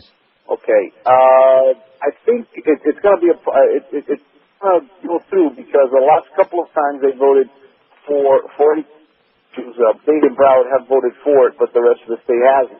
Yeah. But I think this could be the tip of future casino gambling, because if I read the thing correctly, it amends the Florida State Constitution, whereby if they and Broward want to do anything in the future, they're eligible to vote for it and not affect the rest of the state. Well, wouldn't that be great? Wouldn't that be great that we don't have to be stepped on? We don't have to be held hostage by all the yahoos in the other 65 counties. That's correct. That's all I need to bring to the table. Thanks a lot, Pally. In fact, I shouldn't even say 65 counties, because probably Palm Beach and the Monroe counties, there's some living and breathing people, right? Well, Monroe County anyway. Palm Beach County is mostly people over the age of 100. I shouldn't say that. We have many fine listeners in, like, Boca, right? Right. Boynton Beach. Lake Worth. Oy! Cemetery Village. Oy! West Palm. Probably we have a few snooty people on Palm Beach, too. They would never admit it, but they're probably sneaking listen right now. Maybe on the Kennedy compound while they're rolling around on the beach. WQAM, hello. WQAM, hello. Hey, Neil. Hey, George. Yes, sir. Howdy. WQAM, hello. Hey, the Dolphins suck. Now, Newsflash. I hope that you had your radios turned up very, very loud, and I certainly hope that the people that operate the Dolphin fan forum there, or at least used to, on the Dolphins official website, I hope you were listening very carefully, because now that you've shut off these people's conduit, their access to you folks, you weren't able to hear that, at least read it. But now you heard it here on the Neil Rogers Show. The Dolphins suck. Oh! Is there any question about it? No. Do they have a quarterback? No. Do they have a running back? No. Do they have an offensive line? No. Are they offensive? Yes. Is their coach a goofball? Yes. Has he got any chance of turning it around? No. Now, I told you that Josh Cordes will vouch, I'm sure, if he values his life and job. Didn't I tell you months ago that there was going to be a disaster season? Didn't I say that? You said that. Now, if somebody like me who's a dyed-in-the-wool Patriots fan, and have been long before, by the way, Tom Brady played, I get really tired of, he just got the hots for Tom Brady. Well, that's true, but that's beside the point. But for several years, I've been a very big Patriots fan because, I don't know, I mean, it's an exciting team is what it is. They're just a great team to watch. They're exciting. They've won 17 in a row now, by the way, I should point out. 17 freaking games in a row. And I think the Dolphins could be on their way to a perfect season also. I mean, if you thought 72 was great, I think they're on their way to another maybe perfect season. Not the one that they had in mind or you had in mind. But if I could see it, even George knew it was going to be even you knew, and you couldn't care less. Oh, I'm not blind. I mean, you have to be a fool. And like I said, Dave Hyde's got a good column in the Sun Sentinel and just rips them an ass right from the top, from Wayne on down to the. And I will say one thing though, the Danny Marino move worked out really well. That was good, Wayne. Wasn't that special? Yeah, it was special. How many minutes did that last? About 30, man. Dan Marino's being brought in. He's not just going to be a yes man or a face man for the organization. He's going to really have a say. And that lasted about 5 minutes, and everybody said, hey, Danny, you're crazy. Why do you want to put yourself in that position? You're making all that money on the network there, doing those pregame shows and a halftime show. What do you need this for? You got 85 restaurants and all the clothing spots, car dealers. You got money up the old yin-yang, okay? What do you need to embarrass and degrade yourself going to work for this maniac for? And Danny said, well, you got a point. Change my mind. I mean, how do you fire the owner? Huh? That's the question. That's the problem with these sports franchises. You can fire the coach, you can fire the general manager, you can trade the players, but you can't fire the owner. It's kind of like QAM. 20 before 2 at 560 WQAM. Hey, if you're trying desperately to lose some weight on one of those low-carb diets, the Atkins, the South Beach, the Sugar Busters, or any low-carb, sugar-free diet, there's a store I've been telling you about for a very long time. I know you're going to love this store because it's entirely dedicated for you and the things you're looking for. Delights of West Boca. For years and years now, Delights has helped thousands of low-carb dieters achieve their weight loss goals, and now Delights of West Boca this summer, which is still this fall, like I said. Isn't today the last day of summer? I don't know. 21st? Well, whatever. This summer, this fall, right now. They're celebrating their 14th big anniversary with special discounts of up to 50% on, like I said, on low-carb products like Carbolite, Pure Delight, Carb Sense, and lots more. It is the anniversary super special at Delights. Right now, you can save 50% off on all Atkins brands, foods, and supplements, too. And don't forget Delight's great selection of low-carb bakery items like cheesecakes, breads, rolls, and delicious mouth-watering brownies, too. And as always, you can try anything in the store before you put out any cash and buy it. The staff at Delight's knows low-carb dieting inside and out, and they're open daily till 10. And don't forget that guaranteed lowest price policy on all Atkins, Carbolite, and Pure Delight's products, because Delight's of West Boca will not be undersold. Delights, you'll find them on the northeast corner of Glades and 441, right next to Boston Market. On the web, it's lowcarb.com, or call them toll-free at 1-877-LOW-CARB. That's with a W, L-O-W-C-A-R-B. Don't forget, the one and only Delights of West Boca is your official Atkins retail center. The Howard Stern Show. Neil Rogers, mornings and middays. And sports around the clock. 560 WQAM. Yeah, that's the one I wanted. Absolutely.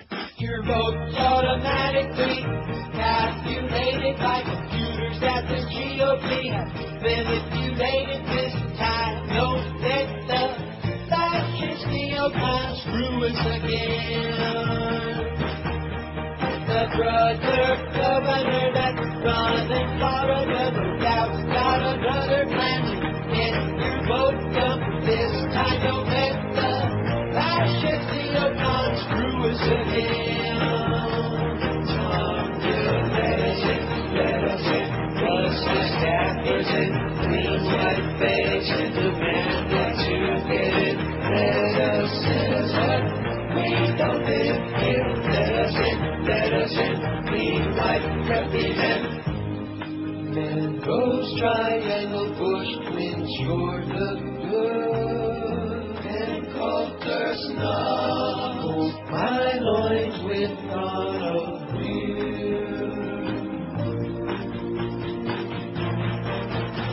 The Jews killed Christ. The Jews killed Christ. Bush is appointed by God. Back, you can't see back. If you're darker than brown, then your vote will get thrown out. Round back, except for hard votes, winning closet bags. Well, it won't matter who or what you vote, like it's rigged for Bush too. Winning a landslide this time, don't let the fascist neocons screw us again.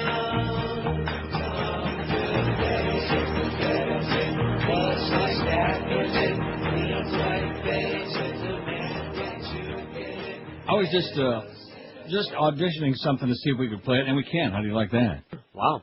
Well, no, even though I put like little stars in the DCS next to the thing to make sure, make sure I know that I edited the thing, I just listened to it again, just to be absolutely sure, so you guys don't have to be diving for those yellow buttons and etc. I do like this article on our website, along many other great ones. Commander-in-Chief's Bait and Switch by Harley Sorensen of the San Francisco Chronicle. Do you think if they brought in Don Ho to work with Mo Howard David, it could be the Homo Show? Harley Sorensen writes, the thing that rankles me most about George W. Bush these days is the way he lies to our troops. When you're in that American-made cesspool called Iraq and you've been told your tour of duty ends on April 12th, it's an out-and-out breach of contract to be suddenly told you can't go home until September. I used the April 12th date because that's the day the family on television said they expected the reservist's son home. His remains were shipped home in a box after he was killed April 29th. That's bad enough, but then Bush has the temerity to accuse critics of his war of damaging troop morale. That must be his macabre idea of a joke. What could possibly be more damaging to morale than to be told you're going home and then have your tour of duty extended? What could be more damaging to the morale of our surviving troops than to see their buddy killed after his official go-home date? A good percentage of our troops in Iraq today are victims of Bush's bait-and-switch tactics. We like to boast of our all-volunteer military, but there's nothing voluntary about being yanked away from your family and your job months or years after you thought you'd completed your military obligation. Yes, that's what's happening. It's being called a backdoor draft. Bush doesn't have the political courage to call for a regular draft before the November 2nd elections, so he's taking advantage of our reservists and National Guardsmen until then. Here's an example as reported by Dick Foster in the Rocky Mountain News last Thursday. Soldiers from a Fort Carson combat unit say they've been issued an ultimatum. Re-enlist for 3 more years or be transferred to other units expected to deploy in Iraq. Hundreds of soldiers from the 3rd Brigade combat team were presented with that message, and a re-enlistment form in a series of assemblies last Thursday said 2 soldiers who spoke, of course, on condition of anonymity. The Bush people tell us that patriotic young Americans are flocking to enlistment stations to sign up, yet they can't seem to field enough troops without screwing the reservists. Something's wrong with this picture. They'd like to blame it on former President Bill Clinton, who did reduce the size of our bloated military behemoth, but Clinton's been gone for almost 4 years now. It's time for Bush and his fellow Republicans to take responsibility. Let's put it in perspective. Our participation in World War II, from Pearl Harbor to VJ Day, was slightly over 44 months. George Bush has been president slightly longer than that. If our troop strength isn't what it should be, who's to blame? A former president, the Democratic minority in Congress, or our tell-it-like-it-ain't president, George W. Bush? Our war against the Iraqi people is George W. Bush's baby. The UN never authorized the war. The Security Council simply warned Iraq of serious consequences if they didn't play ball. Parents warn their children of serious consequences. Phrases like that can mean anything. George W. Bush interpreted it to mean all-out war by the U.S. Say what? Congress, based on faulty intelligence and polls showing public support for war, did give Bush the authority he needed to go to war if necessary to defend the national security of the U.S. and to enforce all relevant UN Security Council resolutions regarding Iraq. Bush wasn't ordered to take us to war. He had a choice. He chose war. It's his war. He alone has the responsibility for what's become of Iraq. He has the blood of 1,025 American troops on his hands. He swims in the blood of countless Iraqis.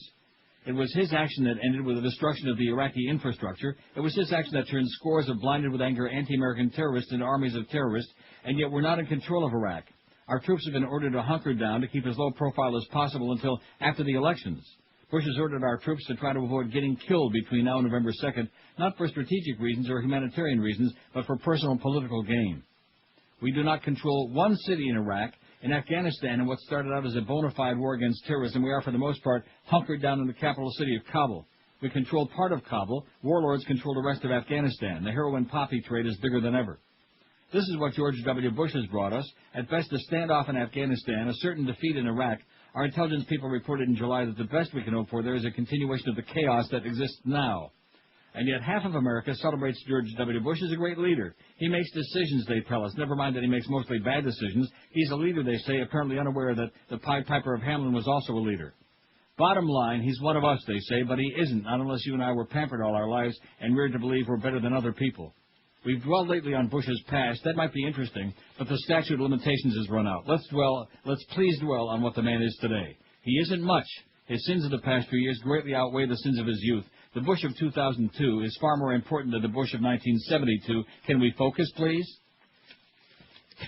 Yeah, and that's another thing. The Democrats have gotten bogged down. What a great job Karl Rove and those Nazis have done, bogging them down on stuff that happened 30 years ago. About 30, man. And not what's been going on the last 4 years. I didn't know that presidents ran on stuff that happened 30 years ago, did you? No, well, he brought it up. You know, he made it. There you go. So that must be the only issue. Nice going, Democrats, you jackholes, you. 151 at 560 WQAM. If you're planning on replacing your carpeting because they look like crap now, or maybe you're thinking about having your carpeting or your rugs or drapery professionally cleaned, nobody anywhere in the world does a job for you like my good friends at Dry Concepts. They're the best in the business, bringing your carpeting back to life, which is why I've been using them in my homes for over 20 long, excruciating years now. Sanitize your home today using Dry Concepts certified trained technicians. They'll dry clean your carpet. Same idea as dry cleaning your clothing. Leaves them vibrant and color soft to the touch. They smell lemony fresh. They're dry in just a couple of hours. You're ready to rock and roll again, so you really can clean today and entertain tonight.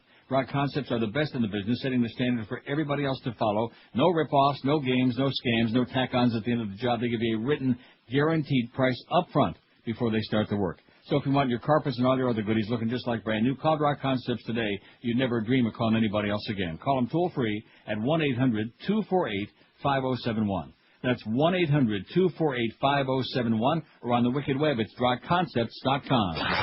You're listening to Neil Rogers on 560 QAM. How young is too young? About 30, man. Back in the day when someone done us wrong, we didn't take their crap.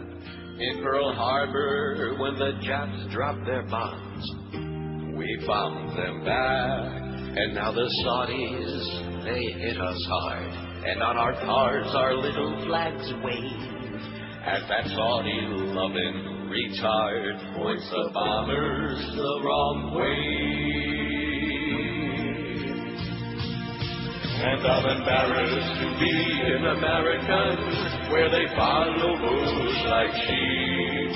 The United States of arrogance, led by Bush and his family, breathing at this country.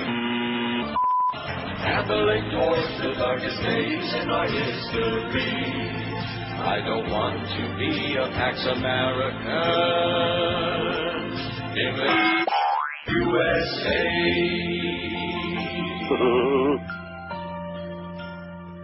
What's a few thousand innocent lives Stop living in the past. If you want that SUV to drive, you're gonna need more gas. It's the greatest country in the world. They train us to believe, and anyone who says that obviously can't afford to leave. And I'm embarrassed to be an American, where we patriotically wave a flag in one hand with our head in the sand and blindly follow the powers that be. Apathetic, watching state run news on a 65-inch screen. Scratcher, fart, everything's okay. Don't fart. In the USA. Don't fart. Joyce might hear it and she'll be really upset, okay? That really forks her off over there in Naples, Fort Myers, wherever she's hanging it out. Oh, man. It just, I realize that people keep coming to you because they can't believe it, because actually when you really stop and think about it, you have to be in disbelief yourself. Right, it is. Just talk about an overreaction, talk about running scared, talk about just having no clue, you know? But the Saturday checks morning that's cartoons. That's the best that we can hope for at this point, is that the checks keep on coming, that the humper comes back, that life goes on, you know, that Mo goes to the old folks' home in between ball games. Boy, he must be really bummed out, you know? I'm listening. Going from, well, the Jets haven't been that good for quite a while, but I mean, going from a almost real team to like a team that's now in the depths of despair and rampant decay. Oh my God! I mean, seriously, that game on Sunday night, that was so pathetic, so sad, so tragic. And Summerall and Joe, what's his name? Joe Theismann, sorry. Well, those guys from Notre Dame, I try to forget, block them out. Just carving him an ass. Who else is on that? Is it Paul McGuire or is it the, what's his name? I'm not sure. The Deerdorf? Or is it, I get Dan Deerdorf and Paul McGuire confused. I don't know why, because Paul McGuire's a mugwump. At any rate, just ripping them and carving them an ass, and deservedly so. But nevertheless, we got more important fish to fry. We got on the November 2nd ballot a proposition that would allow slot machines at the pari-mutuels in Dade and Broward counties, at the racetracks, the frontons, the dog tracks, etc. 788 votes, not too shabby. Yes, we need the money for education, 376, almost $500 million for education. Yes, it'd be great for tourism, 241. I have no clue, 74. That's our crowd. No, we have enough gambling already, 69. Or gambling is evil, 28, 3.5%. Watch out for them evildoers. They're punching their brains out. Mad Dog is next, and then, of course, at 4. Bye! Howard Stern Show, Neil Rogers, and Sports on the clock. WQAM, Miami, Fort Lauderdale. Bible says two men ought not lay together. If there was a law, it would be against it.